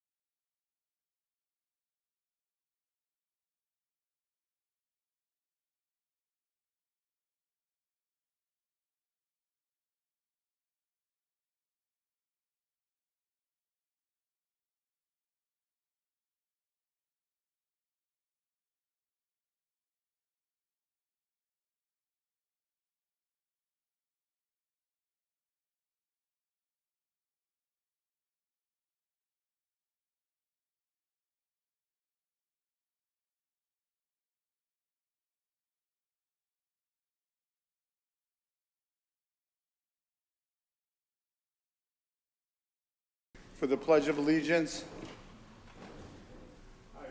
Allegiance to the flag of the United States of America, and to the republic for which it stands, one nation, under God, indivisible, with liberty and justice for all. We'll have a prayer by Mrs. Dunn. Let us pray. Lord Jesus, we ask for your wisdom and guidance as we begin this new school year. Allow us to experience your presence and the many blessings you put before us. Open our eyes to the new challenges and exciting opportunities that this new school year brings. Open our hearts and our minds to new partnerships, teachers, and students. For together we stand and divided we fall. Thank you, Lord, in Jesus' name, amen. Thank you, Clara. Well I said. wrote it on a piece of paper. Judy, call the roll, please. Do we have Mr. Bass, Mr. Grenari? Mr. Present. Bass? Thank you. Present. Mr. Bilson? Here. Mr. Consemi? Here. Mr. Capizzi is not yet with us. He'll be with us shortly, I think. All right, Mrs. Dunn? Here. I have Mr. McLeod as excused. Correct. Mr. Pareto? Here. Mr. Velardo? And Mr. Petrosi. Here. Thank you. Thank you very much. We do not have anyone signed up on agenda items. Written communications, we have a invitation by Mr. Weiss. Dan, thank you for the first day of school to each board member at 9:30, if I'm correct, Dan? We appreciate that. That's very nice of you. Thank you. Other than that, no other written communications. Please, ladies and gentlemen, and if anyone has a question as we go through these quickly, let me know. Routine matters, we'll start with 401 and 402. We'll take them together. 401 is the minutes of the July 2nd meeting, and 402 is approval of budget transfer number 1. Thank you, Mr. Consemi. Second. Here. Thank you, Tony. Questions? Call the roll, please. All in favor? Aye. Any opposed? Thank you. 403, approval of the following bids. Number 1, bid number 6. It's for printing and distribution of an additional Our Schools. Number 7, athletic strength training. And bid number 8, on-call plumbing services, as we talked about earlier. Thank you, Tony. Second, Jimmy. Questions? Call the roll, please. Comment? Oh, wait, I got a question or comment. Go ahead, Jimmy. I'd like to thank our superintendent for pursuing, which I think is going to be one of the most effective ways of communicating with our public and our parents of our students. Oh, And I thank you very much for doing that. You're welcome. It came out of the meeting here, so you're welcome. Thank you for recognizing it. Any other comments, questions? Thank you. Call the roll, please. Mr. Bass, is it your desire that I mark you in the affirmative unless you indicate otherwise? Yes. All right, thank you. Mr. Bilson? Yes. Mr. Consemi? Mrs. Dunn? Mr. Pareto? Yes. Mr. Velardo? And Mr. Petrosi. Yes. Thank you very much. And 404, Treasurer's Report, along with the Budget Status Report, and 405 are received and filed. We will now take the Personnel Report certificated. We have an addendum. May I have a vote to bring the addendum in? I have a motion by Mr. Consemi, a second by Mr. Pareto. Questions on the addendum? Call the roll, please, All Judy, in to bring that favor? in. Aye. Any opposed? Addendum added. Thank you. Now we will take the Personnel Report certificated, including the addendum. Jimmy on the motion. Nick on the second. Questions? Call the roll, please. Mr. Bilson? Yes. Mr. Consemi? Yes. Mrs. Dunn? Yes. Mr. Pareto? Yes. Mr. Velardo? Yes. Mr. Petrosi? Yes, thank you very much. We now have an addendum on the classified report. May we have a vote to bring it in? Jimmy on the vote. Second, Tony on bringing the addendum in. Any questions? Call the roll, please. All in favor? Aye. Any opposed? Addendum added. Okay, now we'll vote on the personnel report classified, including the addendum. Jimmy? Second. Tony? Questions? Call the roll, please. Mr. Bilson? Mr. Kinsemi. Mrs. Dunn. Mr. Pareto. Yes. Mr. Velardo. Mr. Petrosi. Yes. Thank you very much. Mr. President, may I make a comment? I missed my opportunity. I forgot. I No, apologize. that's right, I missed my opportunity. Yes, Would- sir. would you Please mind- do. I wanted to congratulate all, and Maria put the slide up there with the number of hires that we made, and I want to congratulate all of our new staff and wish those that had retirements for next year a great year. I also wanted to make mention of the administrators that you just approved. I'd like to congratulate the promotion of, first of all, Mr. Murja as the new assistant principal at Gaskill. He has waited and worked a long time to get to that position. He'll do a fine job, especially with the mentorship of Mr. Zimmerman. I wanted to congratulate also Mr. Briglio, who was working under Mr. Zimmerman and is going to lead GJ Mann, which has been left in good shape. He has also worked a long time in this district and done a great job.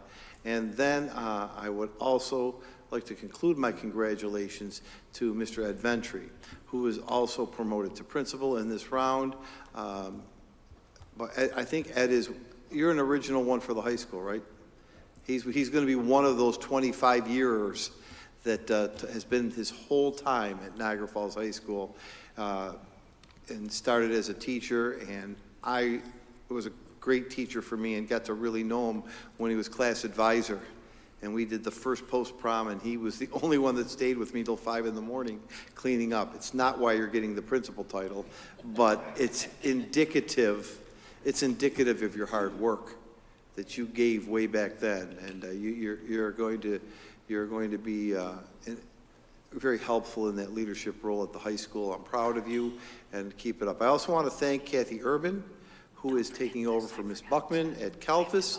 I want to congratulate Ms. Buckman, who is now here in central office and has a lot of work to do, but I know she's up to it. And of course, I wanted to thank Mr. Baldessari, who has hit the ground running at LaSalle Prep and had a great open house last night with tons of parents there. And something that I noticed is that he stood on the steps of LaSalle Prep and shook hands with every single parent that came in the school.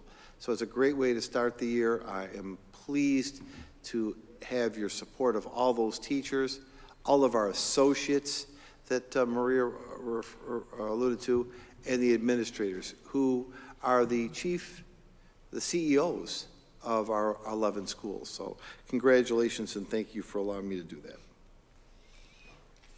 that. Thanks, Mark. You're welcome. Okay, moving on. 408 and 409, I'll take them together. They are the reports from the Committee on Special Ed and Preschool Special Ed. Thank you, Rob. Thank you, Tony. Questions? Call the roll, please. All in favor? Aye. Any opposed? Thank you. We have several short-term contracts under 4.10. Contract 1, Dr. Marcus Thormier. 2, Child Care Resource Network. 3, Carnegie Learning World Language Resources. 4, Curriculum Associates. 5, Lift Enrichment, Inc. 6, Dynamic Drum Arts. 7, Tim Murphy for Outdoor Games. 8, New Punjabi Hadi Food. If I pronounced that wrong, my apologies. Number 9, MBC North. Number 10, Buffalo Science Museum. Number 11, Judith Deliverance Ministries.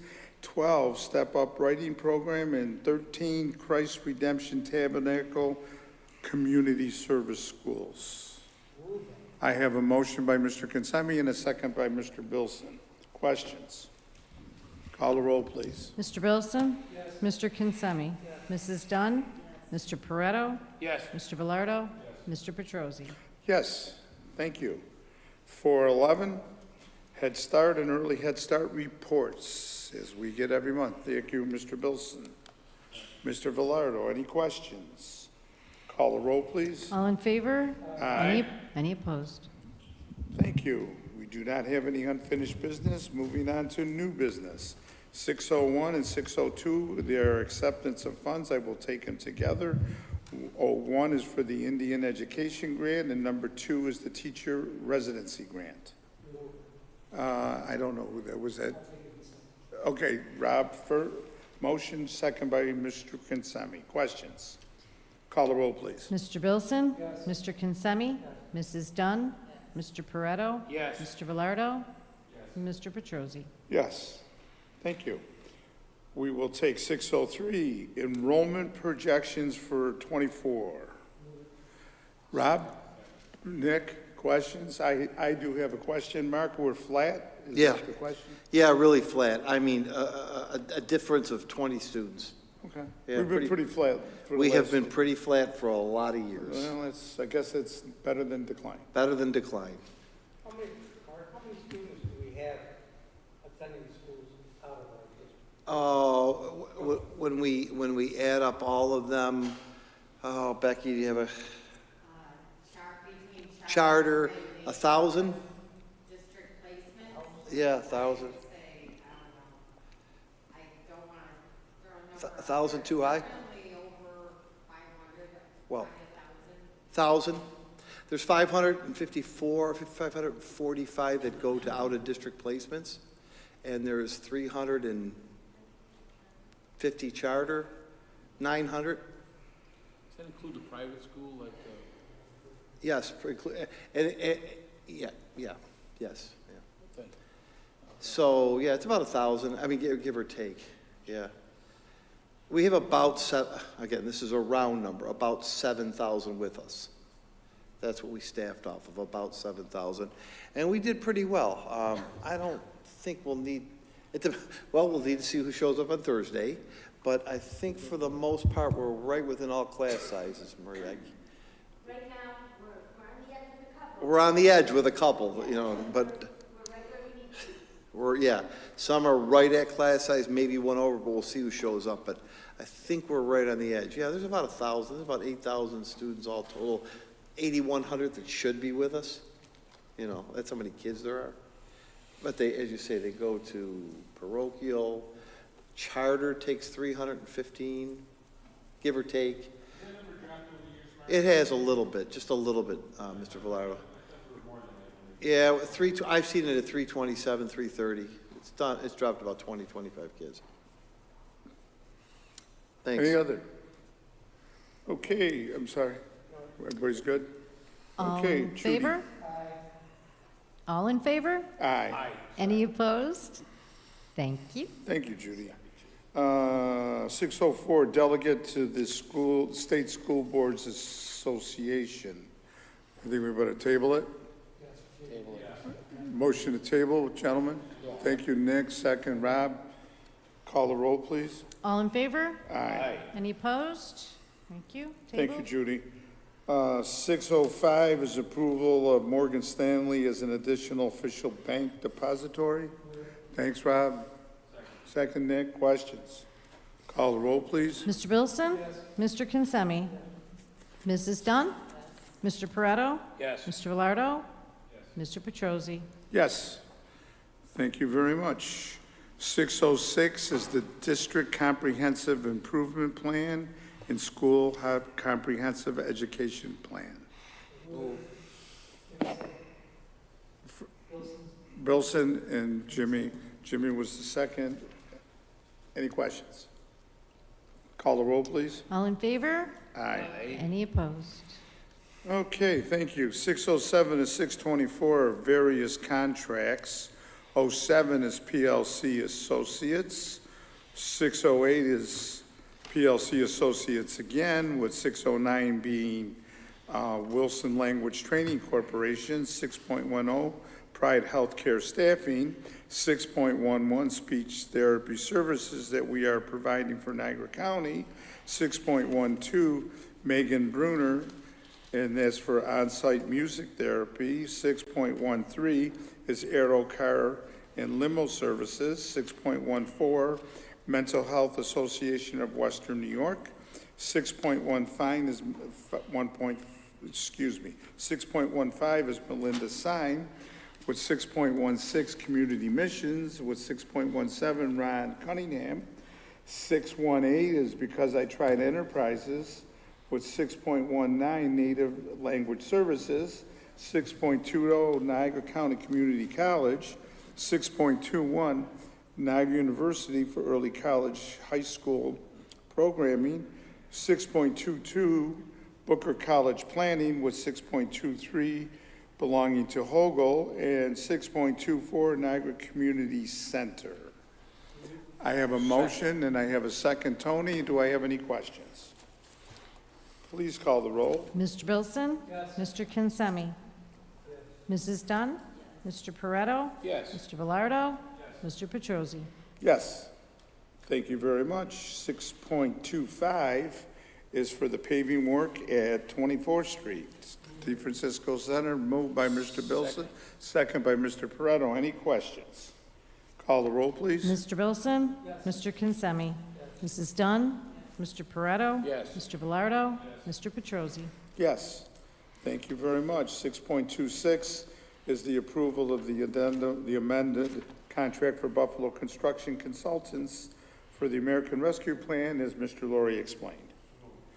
Nick, second. Rob, questions? Call the roll, please. Mr. Bilson? Yes. Mr. Kinsemi? Yes. Mrs. Dunn? Mr. Pareto? Yes. Mr. Velardo? Yes. Mr. Petrosi? Thank you very much. Appreciate it. And I'm a yes, sorry. We have some capital project payments, and I will take I'm sorry? Yeah. Did I miss it? Oh, there it is. I apologize. 6.27 is approval of change order CIR-03. Thanks, Nick. Motion, Nick? Thank you, sir. Second. Thank you, Tony. Questions? Call the roll, please. All in favor? Aye. Any opposed? Thank you. We are going to take a bunch of several payments to our contractors for their nice work or great work they did, and I'll group them together. 628, 29, and 30 are payments number 12, 13, and 14 to CIR. Jimmy, Nick, on the second. Questions? Call the roll, please. Mr. Wilson? Yes. Mr. Kinsemi? Yes. Mrs. Dunn? Mr. Pareto? Yes. Mr. Velardo? Yes. Mr. Petrosi? Yes, thank you very much. And we will take 6.31 and 3.2 and 3.3. They are payments 12, 13, and 14 that go to D.V. Brown. Thank you. I have the motion by Mr. Bilson, second by Mr. Pareto. Any questions? Call the roll, please. Mr. Bilson? Yes. Mr. Kinsemi? Yes. Mrs. Dunn? Mr. Pareto? Yes. Mr. Velardo? Yes. Mr. Petrosi? Yes. Thank you very much. Moving on to payments to Johnson Controls, 6.34 is payment 6, 3.5 is payment 7, 6.36 is payment 8, 6.37 is payment number 4, 6.38 is payment number 5, and 6.39 happens to be payment number 6, all going to Johnson Controls for a breath of fresh air capital project. I don't know, I didn't catch. Nick, second, Jim. Questions? Call the roll, please. Mr. Bilson? Yes. Mr. Kinsemi? Mrs. Dunn? Yes. Mr. Pareto? Yes. Mr. Velardo? Yes. Mr. Petrosi? Yes, thank you very much. 6.40 is payment number 5 to Scarferi. Thanks, Rob. Second, thanks, Nick. Questions? Call the roll, please. Mr. Bass? I'm sorry, Mr. Bilson? Yes. Mr. Kinsemi? Yes. Mrs. Dunn? Yes. Mr. Pareto? Yes. Mr. Velardo? Yes. Mr. Petrosi? Yes, thank you very much. 6.41, payment number 3 to Greater Niagara Mechanical. Thank you, Tony. Question, Rob, second. Second, Mr. Bilson. Questions? Call the roll. Mr. Bilson? Yes. Mr. Kinsemi? Yes. Mrs. Dunn? Yes. Mr. Pareto? Yes. Mr. Velardo? Yes. Mr. Petrosi? Thank you very much, Judy. 642 and 643, both are payment number 5 to Danforth. Nick? Second. Tony? Questions? Call the roll, please. Mr. Bilson? Yes. Mr. Kinsemi? Yes. Mrs. Dunn? Yes. Mr. Pareto? Yes. Mr. Velardo? Yes. Mr. Petrosi? Yes, thank you. 6.44, payment number 5 to Fry Electric. Thank you, sir, and that's Tony. Nick on the second. Questions? Call the roll, please. Mr. Bilson? Mr. Kinsemi? Mrs. Dunn? Mr. Pareto? Yes. Mr. Velardo? Mr. Petrosi? Yes. Thank you very much. 6.45 is a payment number 4 to Johnson Controls. That was you, Rob, and second. Jim on the motion, Mr. Bilson on the second. Questions? Call the roll, please. Mr. Bilson? Mr. Kinsemi? Mrs. Dunn? Mr. Pareto? Yes. Mr. Velardo? Mr. Petrosi? Thank you very much. And we'll take the last one, is 646, is payment number 5 to Start Technology. Start Tech for technology. Move. Tony. Nick, questions? Call the roll, please. Mr. Bilson? Mr. Kinsemi? Mrs. Dunn? Mr. Pareto? Yes. Mr. Velardo? Mr. Petrosi? Okay, moving on. Communications, public comment period. I have one name, Mr. Blaber. Would you wish to address us? 3 minutes, please. I will let you know at 2.5 minutes to please sum up. Name and address for the board, please. Lawrence Blaber, 625 38th Street, Niagara Falls, New York. I just wanted to come out here and publicly thank Mr. Walton for the work with SEPTA. I'm also a member of the SEPTA, the Special Education Parent-Teacher Association. So I wanted to thank him for his work helping us get to all the open houses and get the word out to the parents. Thanks. Appreciate it. Thank you very much, sir. Information and reports. Mr. Laurie. Thank you very much. I tell you this with a lot of pride. This marks the beginning of my 41st year in the district, 41. At this point, it's appropriate for you to say, well, how do you do it? You look so young. But that's okay. I wouldn't want to work anywhere else. So I'm really proud to tell you that I'm in the 3rd month of my 9th year as superintendent. And the days sometimes are long, but the years are just flying by, and it's really an honor. It's an honor, and it's really exciting. We're on the precipice of some very, very good work. We continue to make strides with our students. We're launching our Say Yes program this year for full implementation. We'll have a lot of updates about that. So there's so many good things happening. Prior to the meeting, we had an audit committee meeting. Thank you to those audit committee members that were in attendance and the citizen servants that join us. I tell you this for 3 updates from the audit committee. Number 1, Drescher and Malecki will be in town and in district around September 16th. They will finish our external audit on October 17th. And that's good because October 15th is the actual state deadline, but they give you 30 days of grace to turn it in. And we're hoping to ask you to approve the audit on the 17th of October. I really feel good with the team that we have, and I look at Becky and Julie, and I think we're going to have another really great audit. But the audit will begin on the 16th. That's the external audit where they take a look at all of our finances and any weaknesses that we have, deficiencies, et cetera, and give us a final carryover number. Secondly, we reviewed all of the internal claims. We had 4 confirmatories for the last 4 months of the school year. Those 4 totaled $5,000 on $37 million of expenses. And I know Russ and other board members that have been around a long time remember the days, as Mr. Velardo said, we'd have 16 in 1 month. Now we've had 4 over 4 months. The goal for the district is 0. The expectation is I would like a single-digit number at worst. So we need to keep driving that down. And finally, on the audit committee, we talked about the fixed asset inventory. That was a recommendation of your internal claims audit, has begun. I think Becky quoted that they've already identified 900 additional fixed assets that they're tagging. So we have done that as a result of the last internal audit. If you get a chance, stop behind Abbott. The stakeholders of Harry Abbott School and the Niagara Area Heritage Foundation commissioned a beautiful piece of artwork for the kids at Abbott. It looks fantastic in the back courtyard. The work was all donated to us by the Niagara Area Heritage Foundation. They did a beautiful job.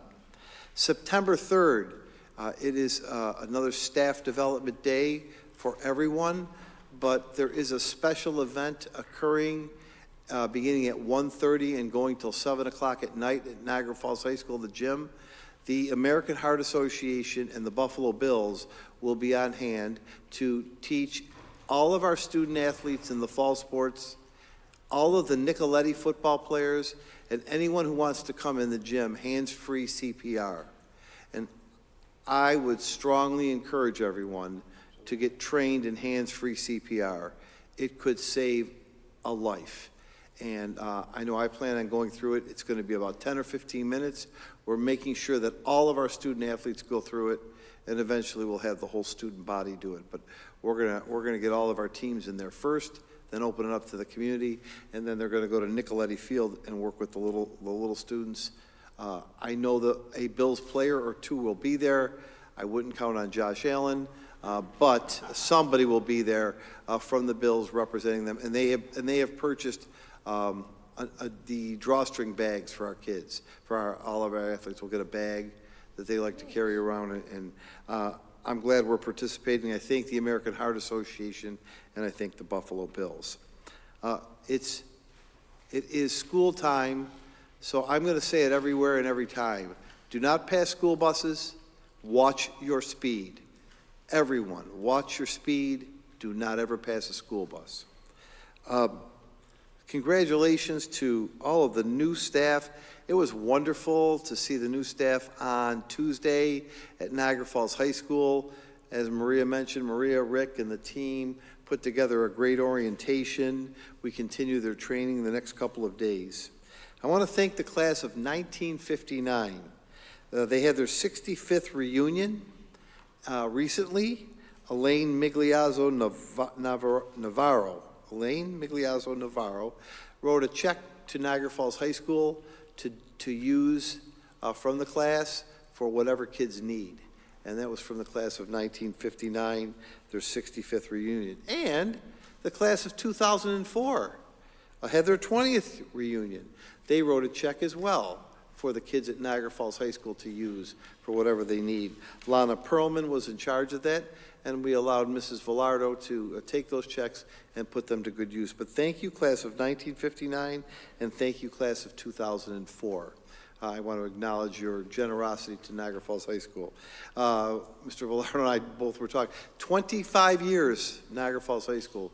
And they still call it the new Niagara Falls High School. 25 years old this year. So we'll have some celebrations.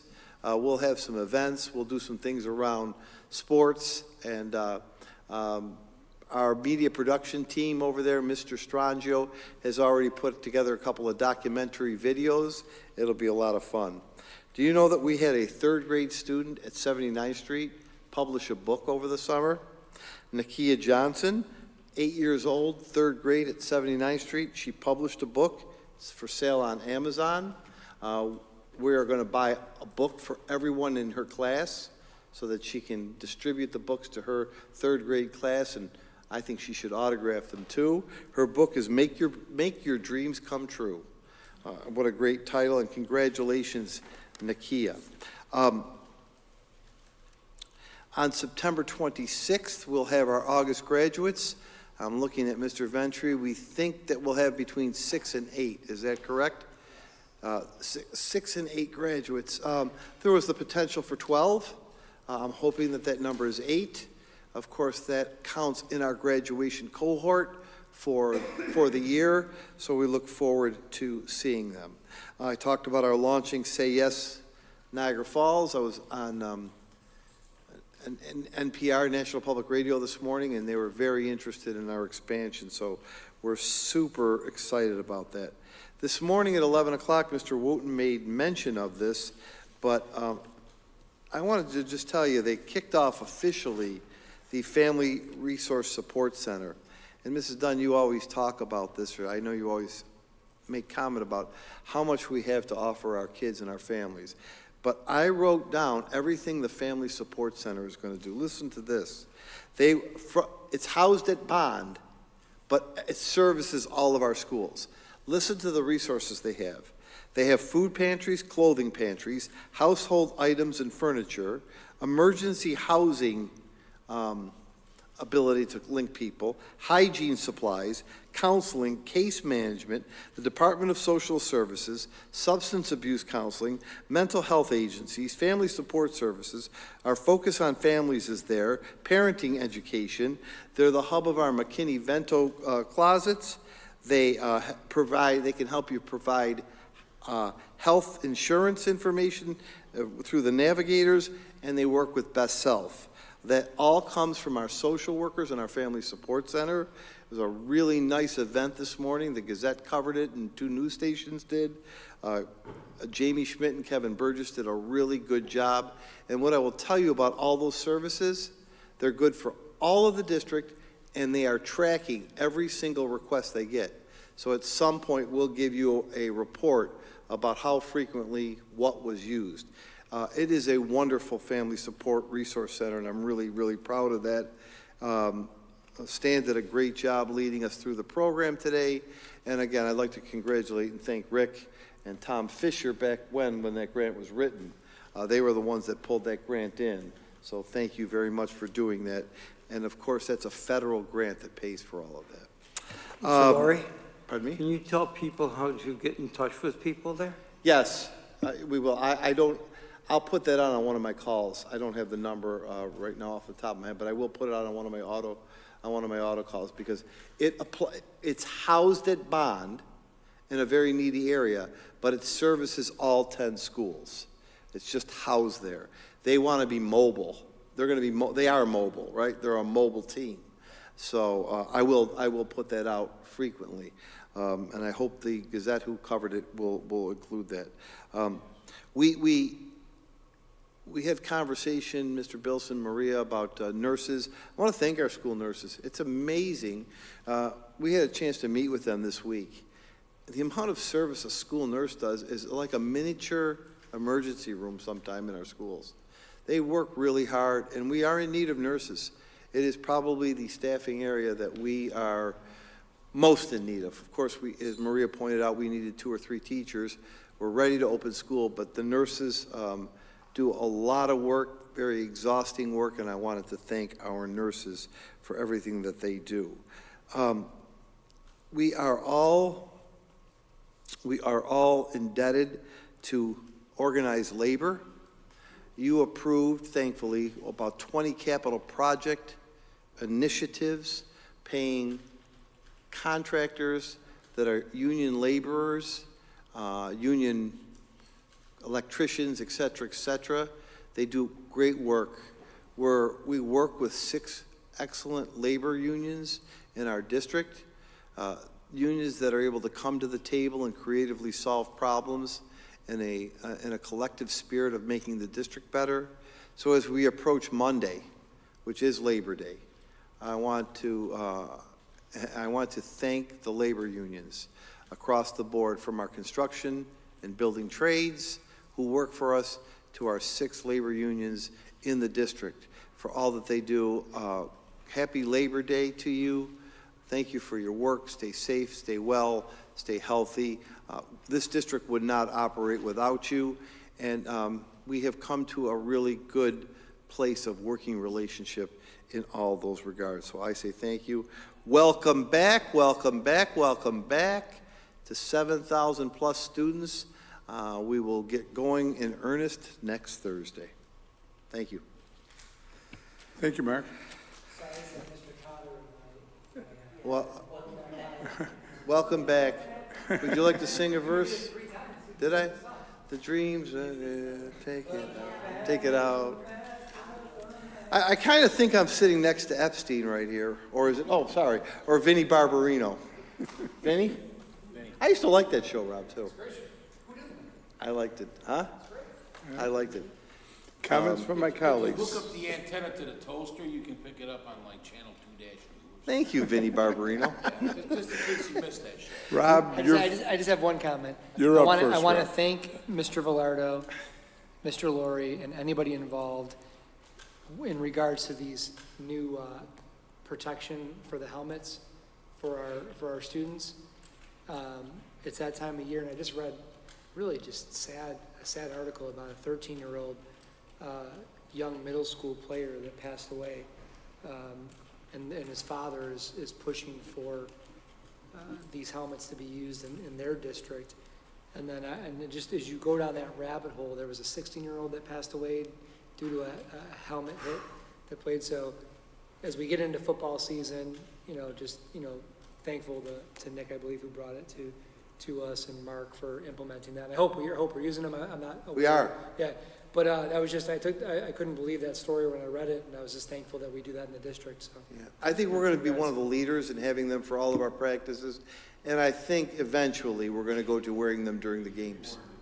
Yeah, I just kind of gave them a grace period of a year to get used to them, but I think eventually I'm going to come back to you and ask that you mandate that. I didn't want to come out of the gate that way, but thanks, Rob, for recognizing that.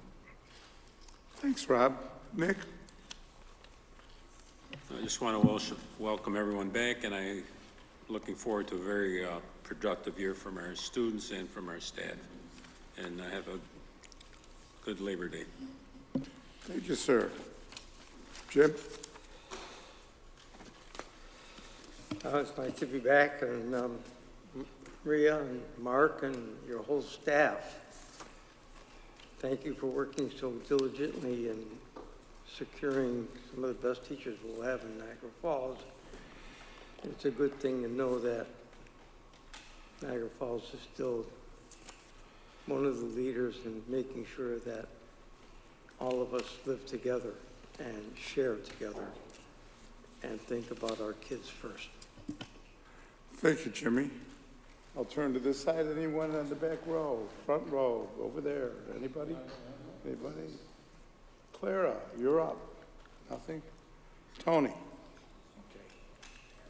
Again, I'd like to thank our staff for all the hard work they've done, especially during the summer. They don't really have a lot of time off. They've got to get our staff together, everything from finances, as well as our friends in the teachers. They still do professional development during the summer. It's a lot of work. It's a lot of prep. And just so you folks that are listening know how hard all these different groups work to get this thing kicked off in just a few more days. So I'd like to thank everybody and have a great, healthy, safe, and wonderful year. Thank you. Okay, thank you. Judy, anything from you? Thank you. Okay. Mr. Petrozzi. Hi, Russ. Earl's on, and then Earl. Oh, back. I forgot about you, Earl. Sorry. Earl, It's real, okay. one quick question. All were positive, all yay votes, there were no nays, am I correct? This is correct. Okay, you're up. Forgive me. So sorry. I just want to say welcome back to everyone. I pray that our students and our staff have a very successful year. Thank you to the team who held it down during the summertime. I appreciate the break because I needed the time to kind of just decompress and have a little bit of just time with myself and my family. Went out to LA, checked that place out, and it was cool. Now I'm ready to get back to work. I just pray everybody has a great, successful year, and also being part of the new high school, and now that it's 25 years old, and it's kind of rough because graduating 18 years ago is letting me know that I'm actually an adult now. But just want to say thank you to everyone and have a successful year. Thank you, Earl. I'm sorry, I apologize. You're so quiet today, I forgot you. Mr. Petrosi, before you give your concluding comments and a really sad list of people we lost, I just wanted to say that at your conclusion, we do need an executive session for one item. Thank you. It will be very, very short. My concluding comments, number one, welcome back, everybody. But I have to make a comment. I want everyone to think about their experiences when they went to a retail store, made a call for tech support, whatever their last relationship went through a drive-in. Our staff and our teachers have a very difficult job. They have to mold the next generation. It's just a unbearably hard job. It's so difficult today. The world is such a mess. I wish them good luck. I wish them anything they should need that we can give them. I promise, and I'm sure my colleagues agree, we'll do everything we can. It's such a difficult thing. It's every day we hear nobody wants to work, nobody wants to do this. They have the toughest job, and I wish them well, and I wish all of our staff well. Saying that, I have a tremendous list of people that are no longer with us. I would ask if I pronounce a name wrong, please stop me and correct me, and then we will adjourn in memory of these people after our executive session. So we will start. Bonnie Beaudre, longtime French teacher. Edwin Bosick, father of our teacher Susan Miller and uncle of elementary coach Ronnie McGrath and LaSalle science teacher Mike McGrath. Natalie Serto, mother of Kathy Villardo and grandmother of Cheryl Villardo. Judith Condino, sister-in-law of Richard Condino. Rita Dupree, mother of Miss Dupree, former district teacher. Elizabeth Gurley, principal of Columbus Elementary School, Utica, New York. Diane Havens, mother of Claudia Wade and friend of Diane Havens. Pauline and Iacovitti, thank you, sir. Grandmother of Lauren Filicetti. Daryl Kashishian, father of Laura Kashishian. Judy Lardini, wife of Bill Lardini. David Litton, graduate, 2023 graduate and student athlete. Patricia Pileggi, Maple Avenue School kindergarten teacher. Jean Preifer, mother of Elizabeth Vekich, is that correct? Vekich and Michael Vekich. Joanne Prosciutti, mother of retired principal Diane Cody. Kalina Roosh, former student at Calfus. Dolly Salerno, mother-in-law of athletic director John Fercucci. Collis Dwayne Smeal, father of Earl Smeal and father-in-law of Secretary Lynette Smeal. Grandfather, Niagara Falls science teacher, Nick Smeal. Our condolences, Earl. Thomas Roble, father of Stacy Dean and father-in-law to Brian Dean, uncle to Ashley Hardy and Mike Hardy. We will be adjourning in the memory of those people. And now I would kindly ask for an executive session to contracts? The executive session is for a personnel matter which could lead to the appointment, employment, promotion of a person or persons or corporation. It is one item and it will not have any voting after it. And may I have a motion by, okay, Nick and Rob with the motions. Nick, yes. Rob? You're all good. Jimmy? Clara? Tony? You're all good. Yes, all yeas. Becky, you're all good.